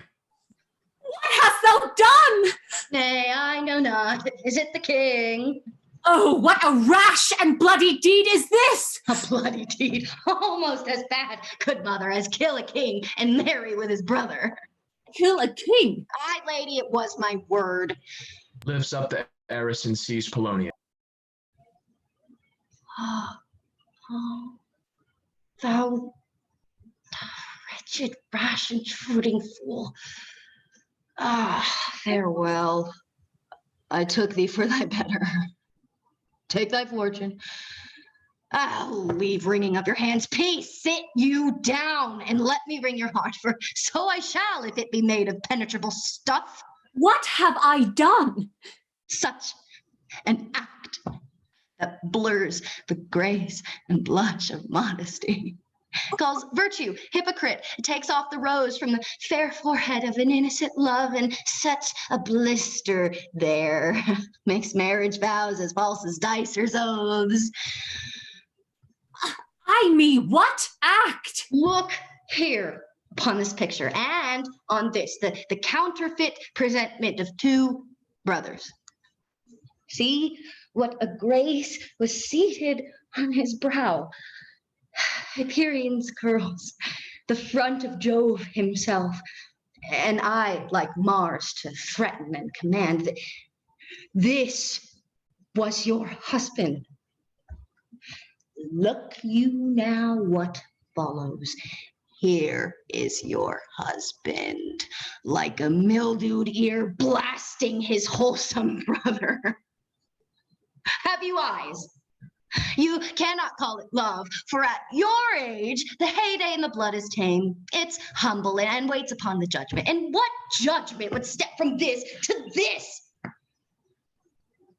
Oh, Hamlet, speak no more. Nay, but to live in the rank sweat of an enseamed bed stewed in corruption, honeying and making love over Oh, the... speak no more. These words are like daggers entered mine heart. No more, sweet Hamlet, no more. Murderer and a villain that from the shelf the precious diadem stole and put it in his pocket. No more. The king of shreds and Enter the ghost in his patches. nightgown. Save me. Oh, and hover o'er me with your wings, you heavenly guards. What would your gracious figure? Alas, he is mad. O king of shreds and patches, save me and hover o'er me with your wings, you heaven. Oh, do you not come, your tardy son to chide? Oh, say. Do not forget. This visitation is but to whet thy almost blunted purpose. But look, amazement on thy mother sit so. Step between her and her fighting soul. Speak to her, Hamlet. How is it with you, lady? Alas, how is it with you? You do bend your eye on vacancy. Whereon do you look? On him. On him. Oh, look you how pale he glares. Do you see nothing there? Nothing at all. Yet all that is, I see. Look you there, how it steals away my father. Look where he goes even now out the portal. Exit ghost. This is the very coinage of your brain. This bodiless creation ecstasy is very cunning on. Ecstasy? Aye. My pulse, as yours, doth temperately keep time. Mother, for love of grace, lay not that flattering unction to your soul, that not your trespass, but my madness speaks. Confess yourself to heaven. Repent what's past, avoid what is to come, and do not spread the compost on the weeds to make them rancor. Oh, Hamlet, thou hast cleft my heart in twain. Oh, throw away the worser part of it and lift the purer with the other half. Good night. But go not to mine uncle's bed. Assume a virtue if you have it not. Refrain tonight, and that shall lend a kind of easiness to the next abstinence, the next more easy. Once more, good night. And when you are desirous to be blessed, I'll blessing beg of you. For this same Lord, I do repent. But heaven hath pleased it so to punish me with this, and this with me, that I must be their scourge and minister. I will bestow him, and will answer well the death I gave him. So again, good night. I must be cruel only to be kind. Thus bad begins and worse remains behind. Oh, one word more, good mother. What shall I do? Not this. By no means that I bid you do. Let the bloat king tempt you again to bed.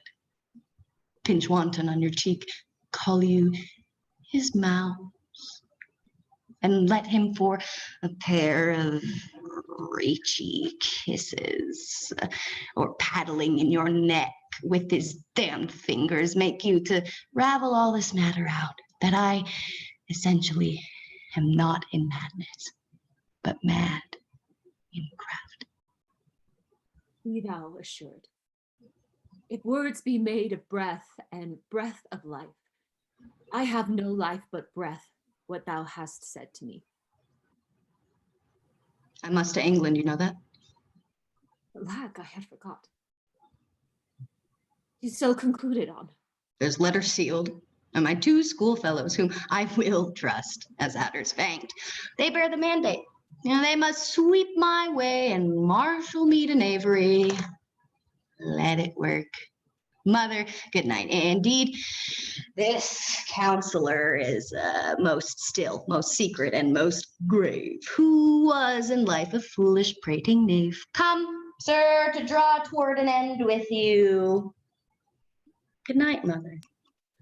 Exit the Queen, then exit Hamlet, tugging in Polonius. Act 4, Scene 1. Elsinore, a room in the castle. Enter King and Queen with Rosencrantz and Guildenstern. Gertrude, where is your son? Aye, my lord. What have I seen tonight? What? How does Hamlet? Mad. Mad as the sea and wind when both contend with which is the mightier. In his lawless fit behind the arras, hearing something stir, whips out his rapier, cries, "A rat! A rat!" And in this brainish apprehension kills the unseen good old man. Oh, heavy deed. It had been so with us had we been there. His liberty is full of threats to all, to you yourself, to us, to everyone. Alas, how shall this bloody deed be answered? It will be laid to us, whose providence should have kept short, restrained, and out of haunt this mad young man. Where is he gone? To draw apart the body he hath killed. He weeps for what he has done. Gertrude, come away. The sun no sooner shall the mountains touch, but we will ship him hence. Oh, Guildenstern? Enter Rosencrantz and Guildenstern. Hamlet in madness hath Polonius slain, and from his mother's closet hath he dragged him. Go, seek him out, speak fair, and bring the body into the chapel. I pray you, haste in this. Exeunt Rosencrantz and Guildenstern. Come, Gertrude. Oh, come away. My soul is full of discord and dismay. Exeunt. Act 4, Scene 2.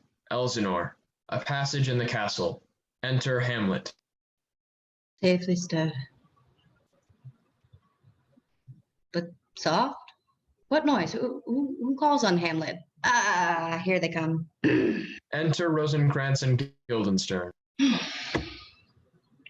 What have you done, my lord, with the dead body? Pounded it with dust. Whereto 'tis kin. Tell us where 'tis, that we may take it thence and bear it to the chapel. Do not believe it. Believe what? That I can keep your counsel, and not mine own. Besides, to be demanded of a sponge. Take you me for a sponge, my lord? Aye, sir. That soaks up the king's countenance, his rewards, his authorities. But such officers do the king best service. In the end, he keeps them like an ape in the corner of his jaw, first mouth to be last swallowed. When he needs what you have gleaned, it is but squeezing you, and sponge, you shall be dry again. Understand you not, my lord. I'm glad of it. A neighbor's speech sleeps in a foolish ear. My lord, you must tell us where the body is and go with us to the king. The body is with the king, but the king is not with the body. The king is a thing. A thing, my lord? Of nothing. Enter King. Now, Hamlet, where's Polonius? At supper. At supper? Where? Not where he eats, but where he's eaten. A certain convocation of politic worms are eaten at him. Your worm is your only emperor for diet. We fat all creatures else to fat us, and we fat ourselves for maggots. Your fat king and your lean beggar is but variable service. 2 dishes, but to 1 table. That's the end. Where's Polonius? In heaven. Send thither to see. If your messenger find him not there, seek him in the other place yourself. But indeed, if you find him not within this month, you shall nose him as you go upstairs into the lobby. Go, seek him there. He won't stay till you come. Exeunt Hamlet. attendant. Hamlet, this deed for thine especial safety must send thee hence with fiery quickness. Therefore prepare thyself. Everything is bent for England. For England? Aye, Hamlet. Good. So is it, if thou knewst our purposes. I see a cherub that sees them. But come for England. Farewell, dear mother. Thy loving father, Hamlet. Oh, my mother. Father and mother is one man. Father and mother is man and wife. Man and wife is one flesh. And so my mother. Come for England. Exit. Follow him at foot.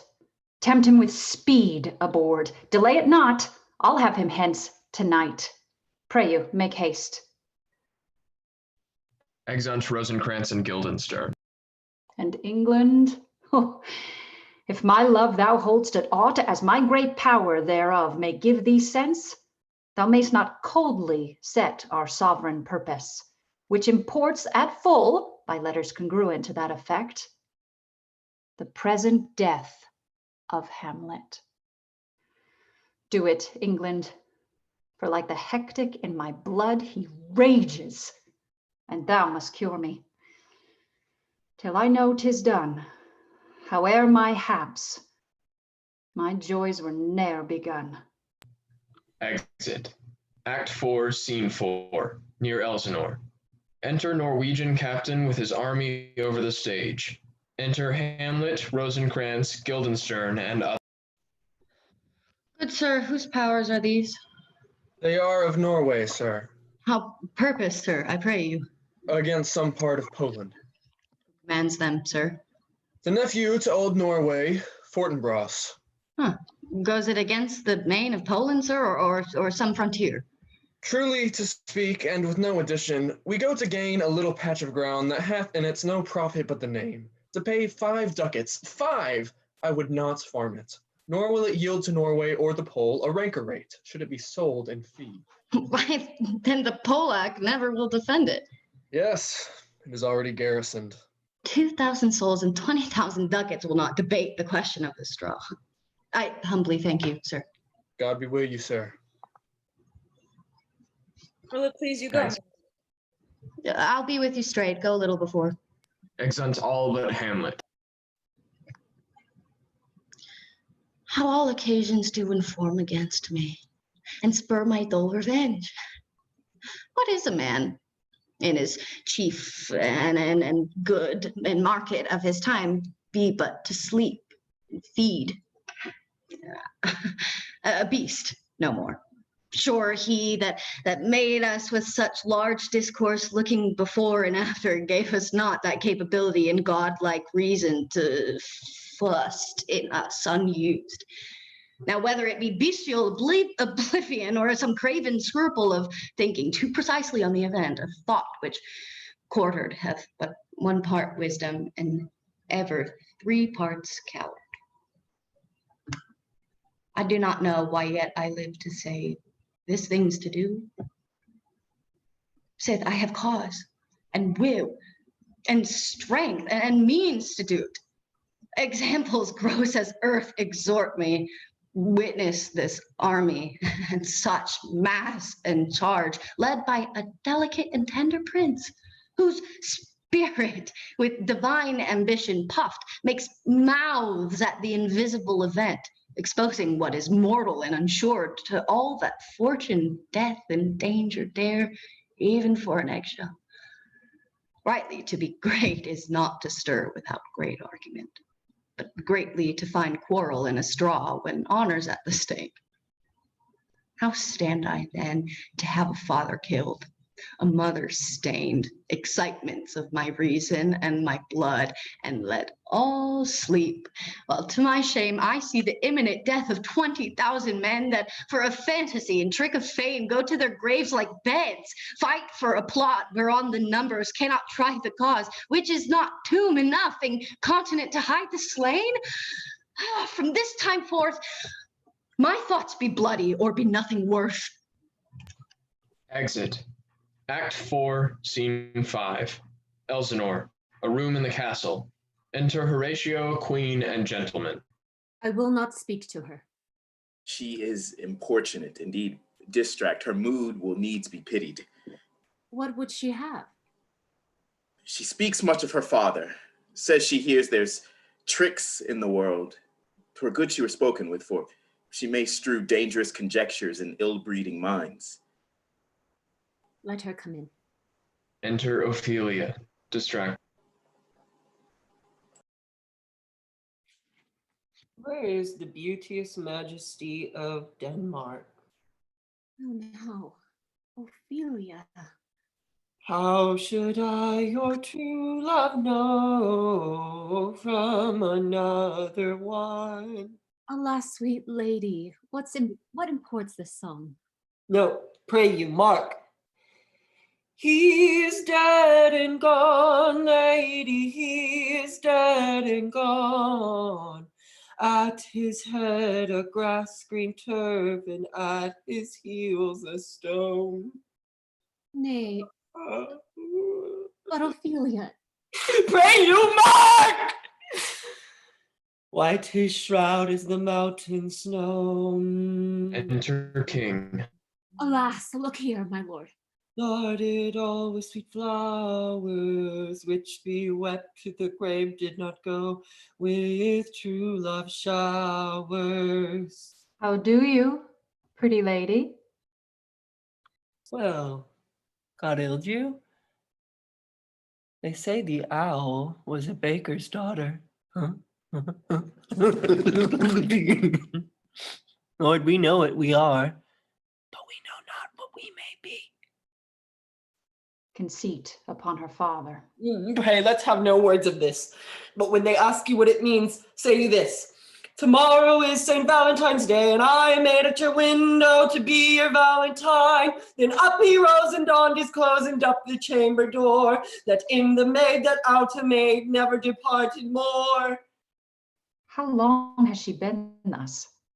I hope all will be well. We must be patient.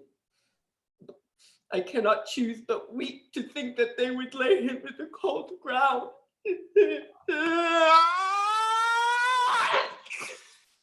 My brother shall know of it. And so I thank you for your good counsel. Come, my coach. Good night, ladies. Good night, sweet ladies. Good night. Good night. Exit. Follow her close. Give her good watch, I pray you. Exit Horatio. Oh, this is the poison of deep grief. It springs all from her father's death. Gertrude, Gertrude, when sorrows come, they come not single spies, but in battalions. Poor Ophelia. Her brother is in secret come from France. Lack, what noise is this? Enter a messenger. What is the matter? Save yourself, my lord. The young Laertes in a riotous head o'erbears your offices. The rabble call him lord. They cry, choose we, Laertes shall be king. Laertes shall be king. Laertes shall be king. A noise within. Enter Laertes. Where is this king? O thou vile king, give me my father. Calmly, good Laertes. That drop of blood that's calm proclaims me bastard. Let him have his fill, Gertrude.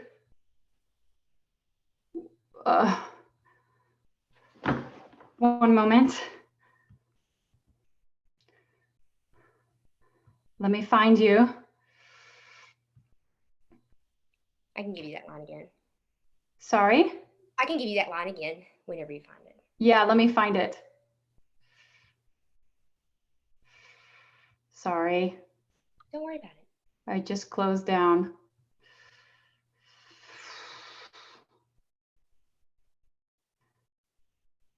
you want to take it from your entrance? Sure, yeah. Where is this king? Oh, thou vile king, give me my father. Calmly, good Laertes. That drop of blood that's calm proclaims me bastard. What is the cause, Laertes, that thy rebellion looks so giant-like? Let him go, Gertrude. Do not fear our person. Speak, man. Where is my father? Dead. But not by him. Let him demand his fill. How came he dead? I'll not be juggled with. Let come what come, but I will be revenged most thoroughly for my father. Good Laertes, if you desire to know the certainty of your dear father's death, is it writ in your revenge that sweepstake you will draw both friend and foe, winner and loser? None but his enemies. Why, now you speak like a good child and a true gentleman, that I am guiltless of your father's death and am most sensibly in grief for it. Noise within. How now? What noise is that? Enter Ophelia. Oh, Rose of May. Dear maid, kind sister, sweet Ophelia. Oh, heavens.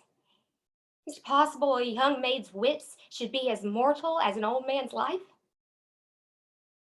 They bore him barefaced on the bier. Hey, nonny, nonny, nonny, hey, nonny, nonny. And in his grave rained many a tear. Fare you well, my dove.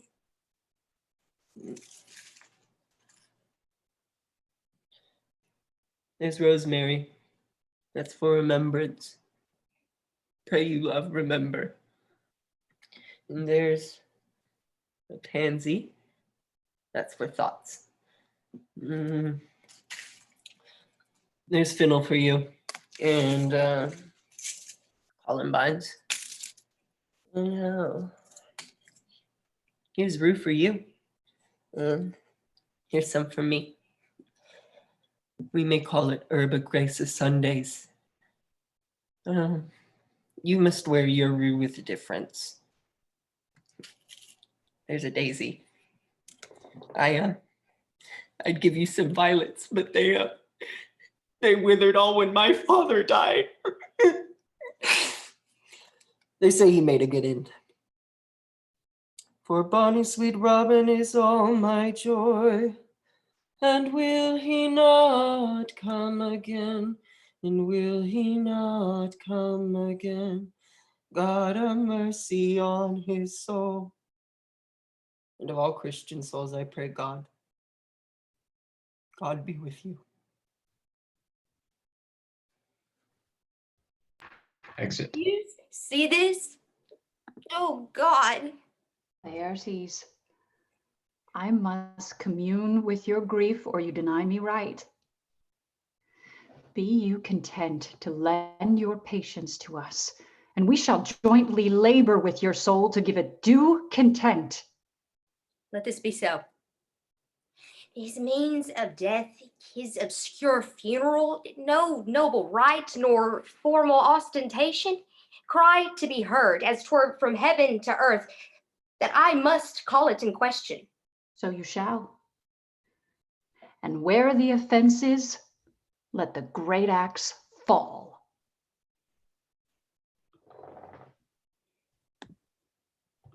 Exeunt. Act 4, Scene 6. Elsinore. Another room in the castle. Enter Horatio. What are they that would speak with me? Seafaring men, sir. They say they have letters for you. Horatio. Ere we were 2 days old at sea, a pirate of very warlike appointment gave us chase.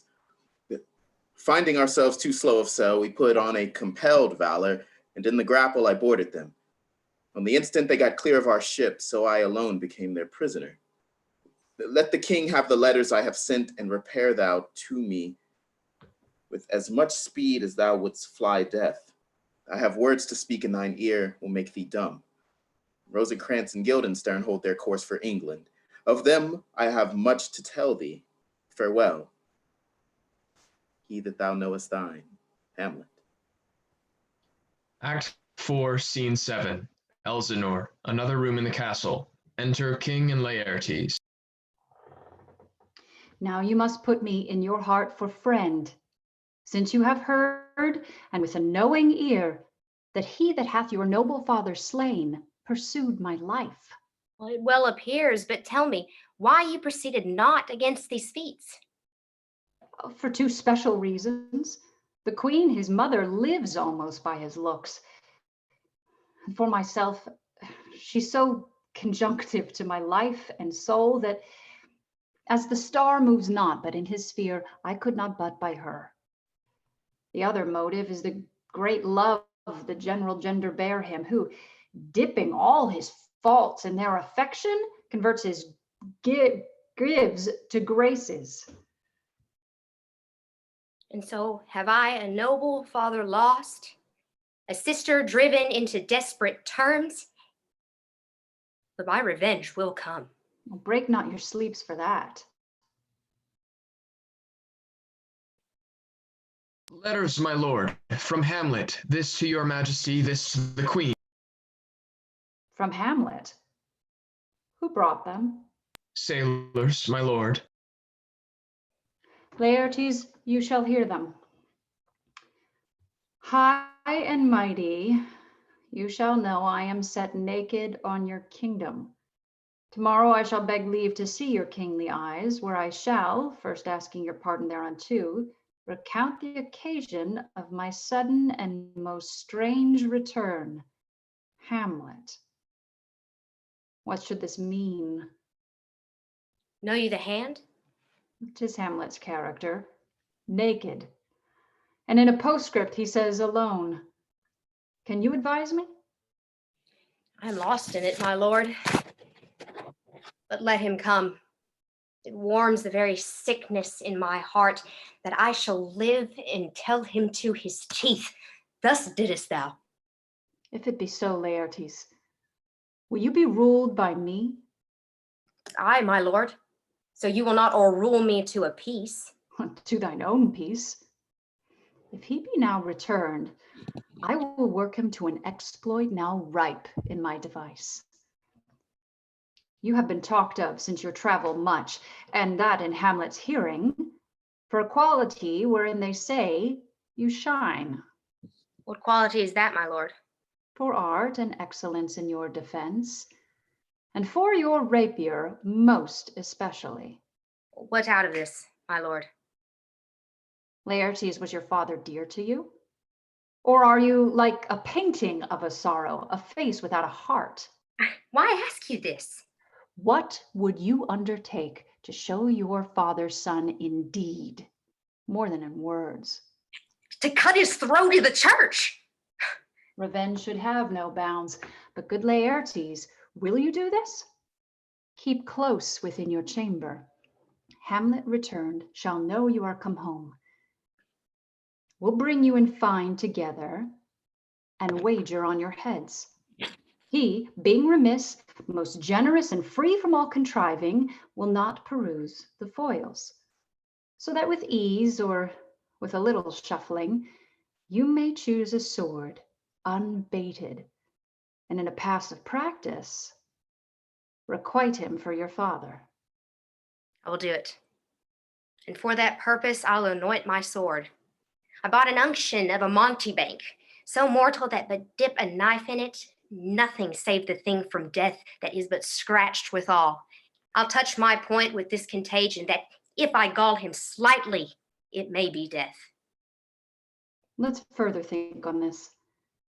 If this should fall, this project should have a back or second that might hold. So let me see. I have it. When in your motion you are hot and dry, and that he calls for drink, I'll have prepared for him a chalice for the nonce, whereon, but sipping, if he by chance escape your venom thrust, our purpose may hold there. But stay, what noise? Enter Queen. How now, sweet queen? One woe doth tread upon another's heel as fast as they follow. Your sister's drowned, Laertes. Drowned? Oh, where? There is a willow grows aslant a brook that shows his hoar leaves in the glassy stream. There with fantastic garlands she did come, of crowned flowers, nettles, daisies, and long purples. There on the pendant bough her cornet weeds clamoring to hang, an envious sliver broke, then down her weedy trophies and herself fell in the weeping brook. Her clothes spread wide, and mermaid-like, a while they bore her up, which time she chanted snatches of old tunes as one incapable of her own distress, or like a creature native and endued to that element. But long it could not be till that her garments, heavy with their drink, pulled the poor wretch from her melodious lay to muddy death. Alas, then she is drowned? Drowned.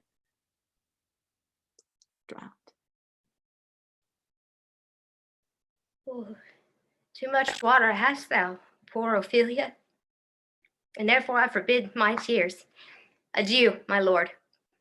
I have a speech of fire that fain would blaze, but at this folly drowns it. Exit. Let's follow, Gertrude. How much I had to do to calm his rage. Now fear I this will give it start again. Therefore, let's follow. Exeunt. Act 5, Scene 1. Elsinore, a churchyard. Enter two clowns with spades and pickaxes.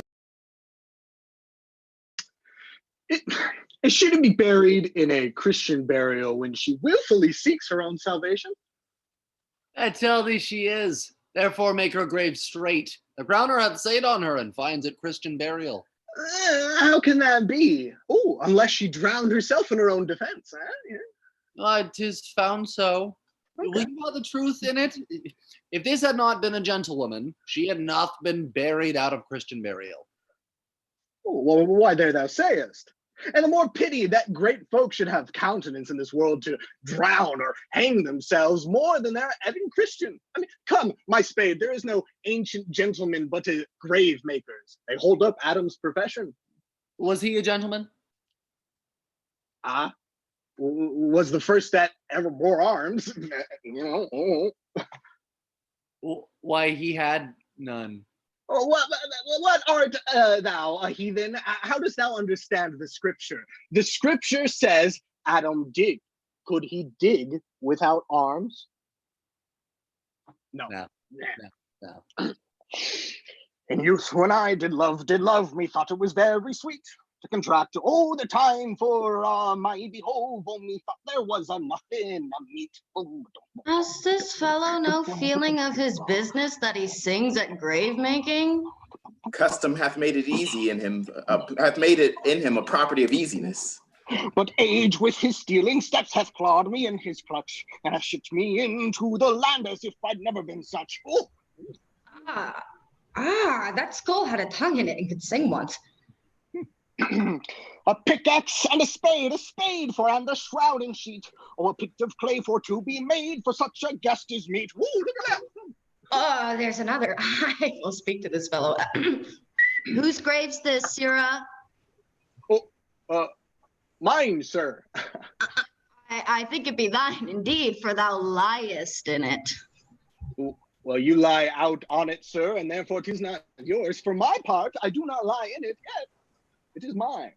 Thou dost lie in't, to be in't, and to say it is thine. 'Tis for the dead, not for the quick. Therefore thou liest.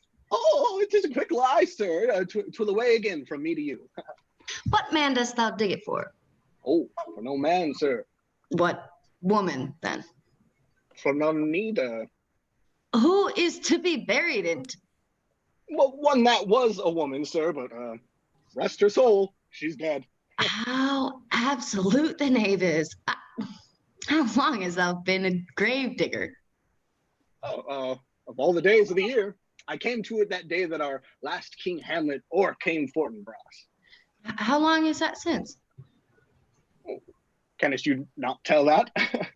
Every fool can tell that. It was the very day that young Hamlet was born. He that was mad and sent to England. Aye, Mary. Why was he sent into England? Why? Because was mad. I shall recover his wits there, or if he do not, there's no great matter there. Why? Well, to not seen in him there. There the men are as mad as he. How came he mad? Oh, very strangely, they say. How strangely? Well, faith, Ian losing his wits.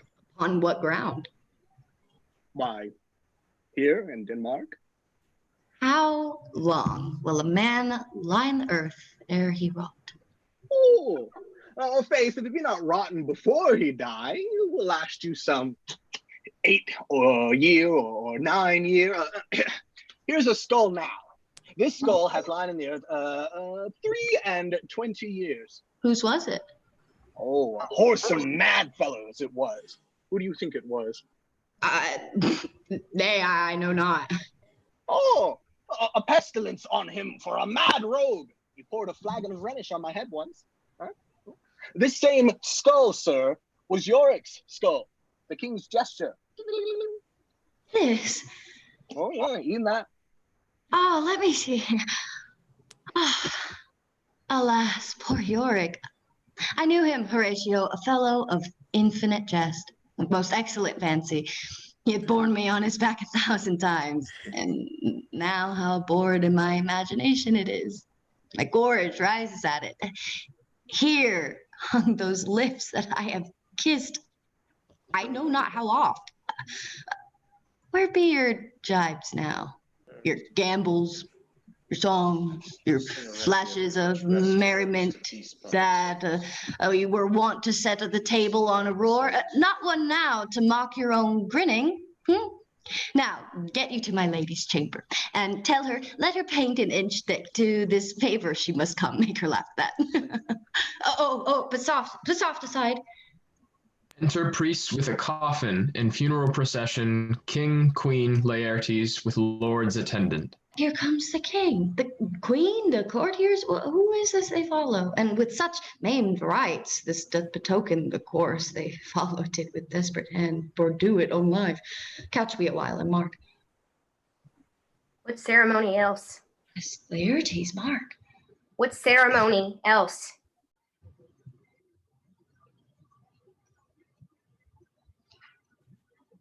Her obsequies have been as far enlarged as we have warranty.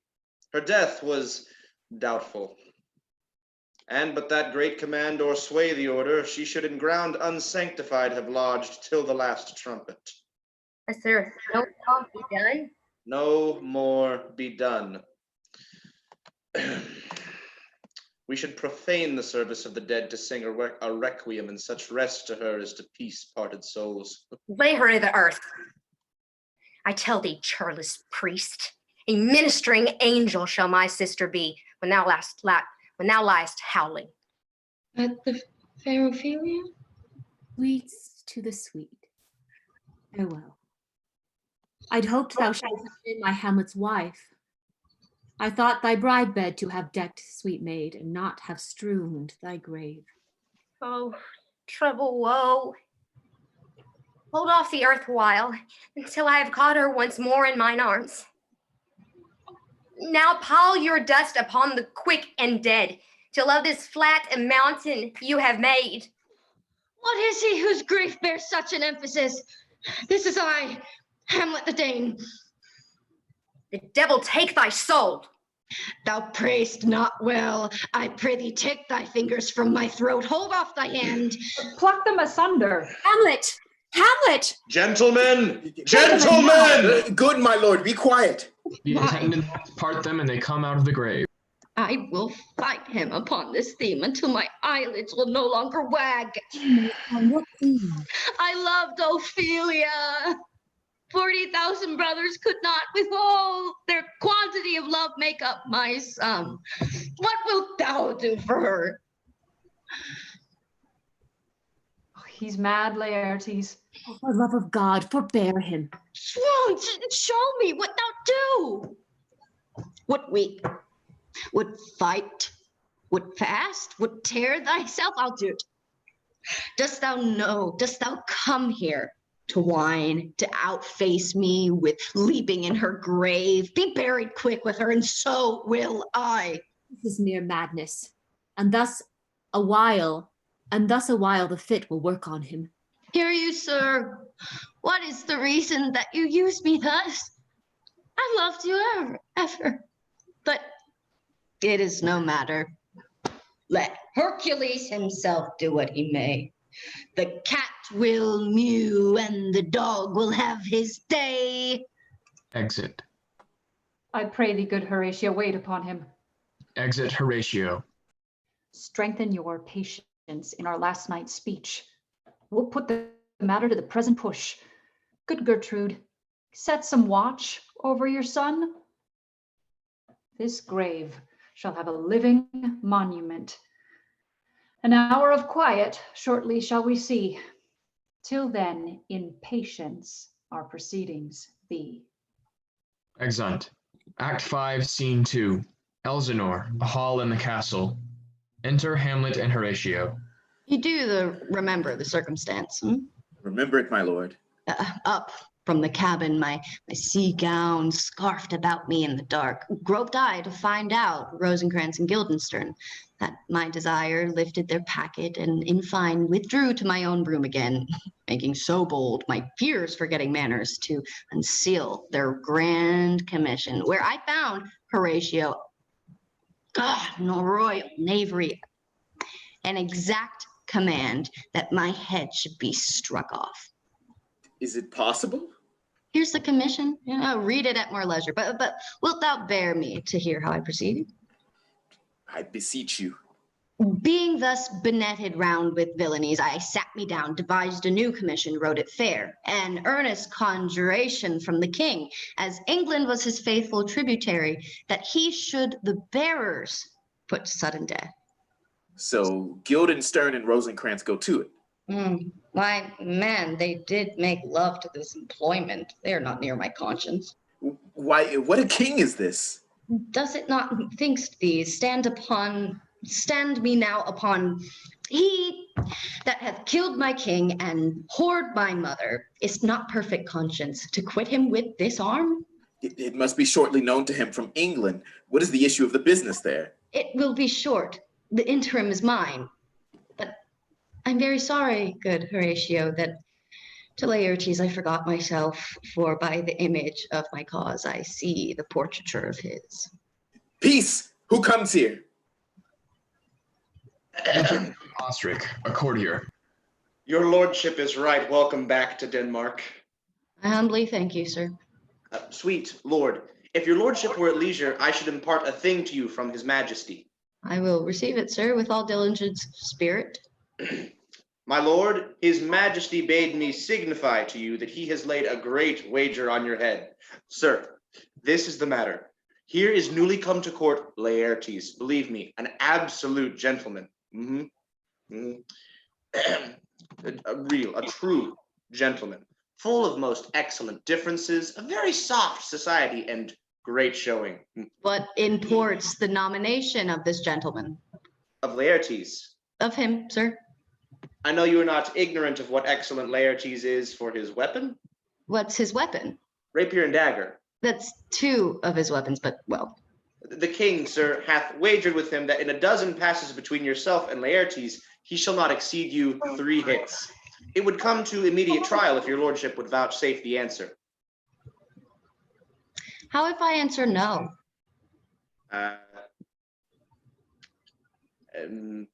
Sir, I will walk here in the hall, if it please his majesty.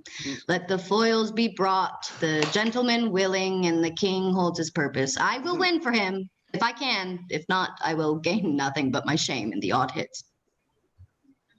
Shall I redeliver you even so? To this effect, sir, after what flourish your nature will. I commend my duty to your lordships. Yours.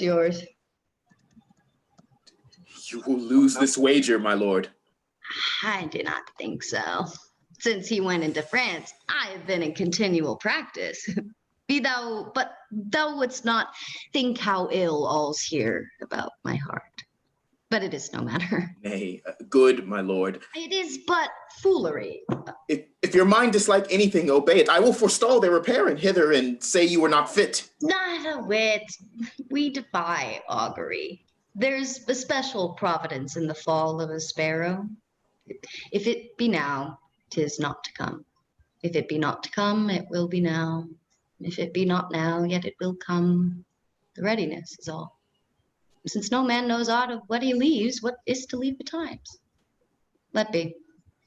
Enter King, Queen, Laertes, Osric, and lords, with other attendants with foils and gauntlets, a table and flagons of wine on it. Hamlet, come, take this hand from me. Give me your pardon, sir. I have done you wrong. But pardoned, as you are a gentleman. This presence knows, and you must needs have heard how I am punished with sore distraction. What I have done that might your nature, honor, and exception roughly awake, I here proclaim was madness.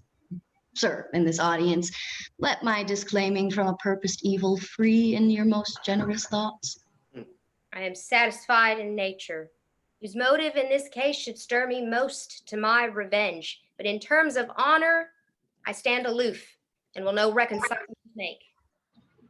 I do receive your offered love, like love, and will not wrong it. I embrace it freely. And will this brother's wager frankly play? Give us the foils, come on. Come, one for me.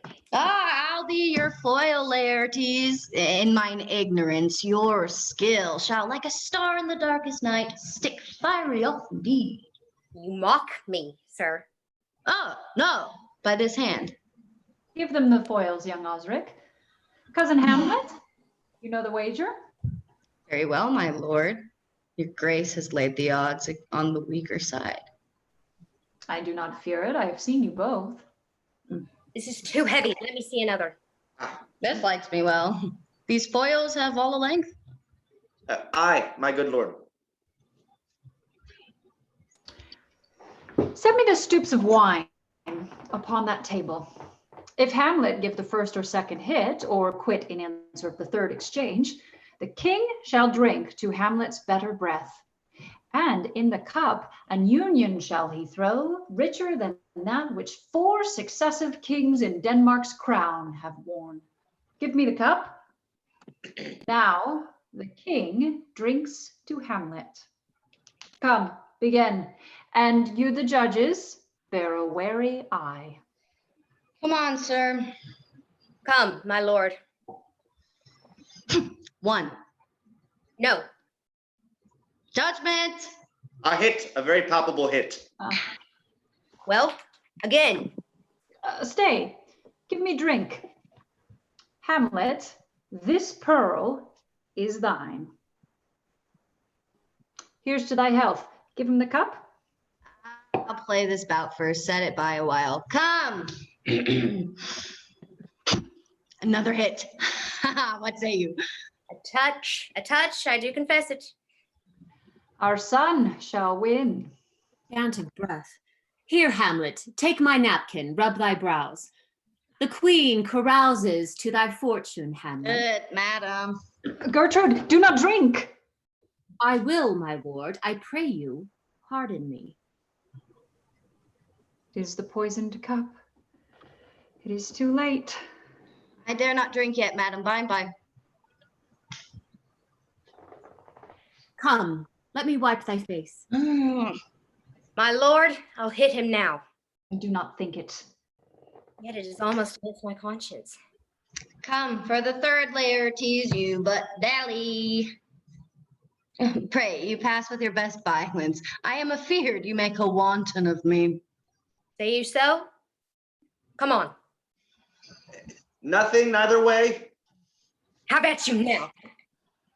Laertes wounds Hamlet. Then, in a scuffling, they change rapiers, and Hamlet wounds Laertes. Part them. They are incensed. Nay, come again. The queen falls. Look to the queen there. Pull. They bleed on both sides.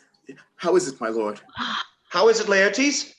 Why, as a woodcock to my own springe, Osric. I am justly killed to my own treachery. What does the queen? She swoons to see them bleed. No, the drink, oh my dear Hamlet, the drink. I am poisoned.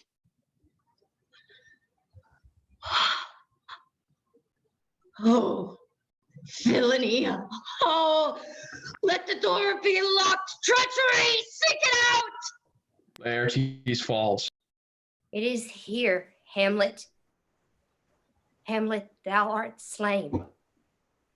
No medicine in the world can do thee good. In thee there is not half an hour of life. The treacherous instrument is in thy hand, unbaited and envenomed. The foul practice hath turned itself on me. Lo, here I lie, never to rise again. Thy mother's poisoned. I can no more. The king's to blame. The point in venom too? Then venom to thy work. Urged the king.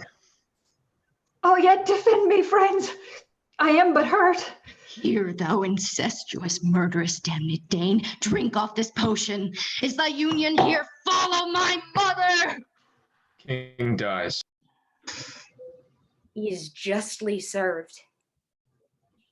It is a poisoned, tempered by himself. Exchange forgiveness with me, noble Hamlet. Mine and my father's death come not upon thee, nor thine on me. Dies. Heaven make thee free of it. I follow thee. I am dead, Horatio.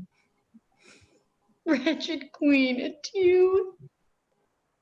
You that look pale and tremble at this chance, that are but mutes or audience this act, had I but time, as this fell sergeant death is strict in his arrest, I could tell you. Let it be, Horatio. I am blessed. Report me and my cause aright to the unsatisfied. Never believe it. I am more an antique Roman than a Dane. Here's yet some liquor left. So hard a man, give me the cup, let go, by heaven I'll have it. Good Horatio, if thou didst ever hold me in thy heart, absent thee from felicity a while, and in this harsh world draw thy breath in pain to tell my story. Marched afar off and shot within. I die, Horatio. The potent poison quite o'ercrows my spirit. The rest is silent. Dies. Now cracks a noble heart. Good night, sweet prince. And flights of angels sing to thee, to thy rest. March within. End of play.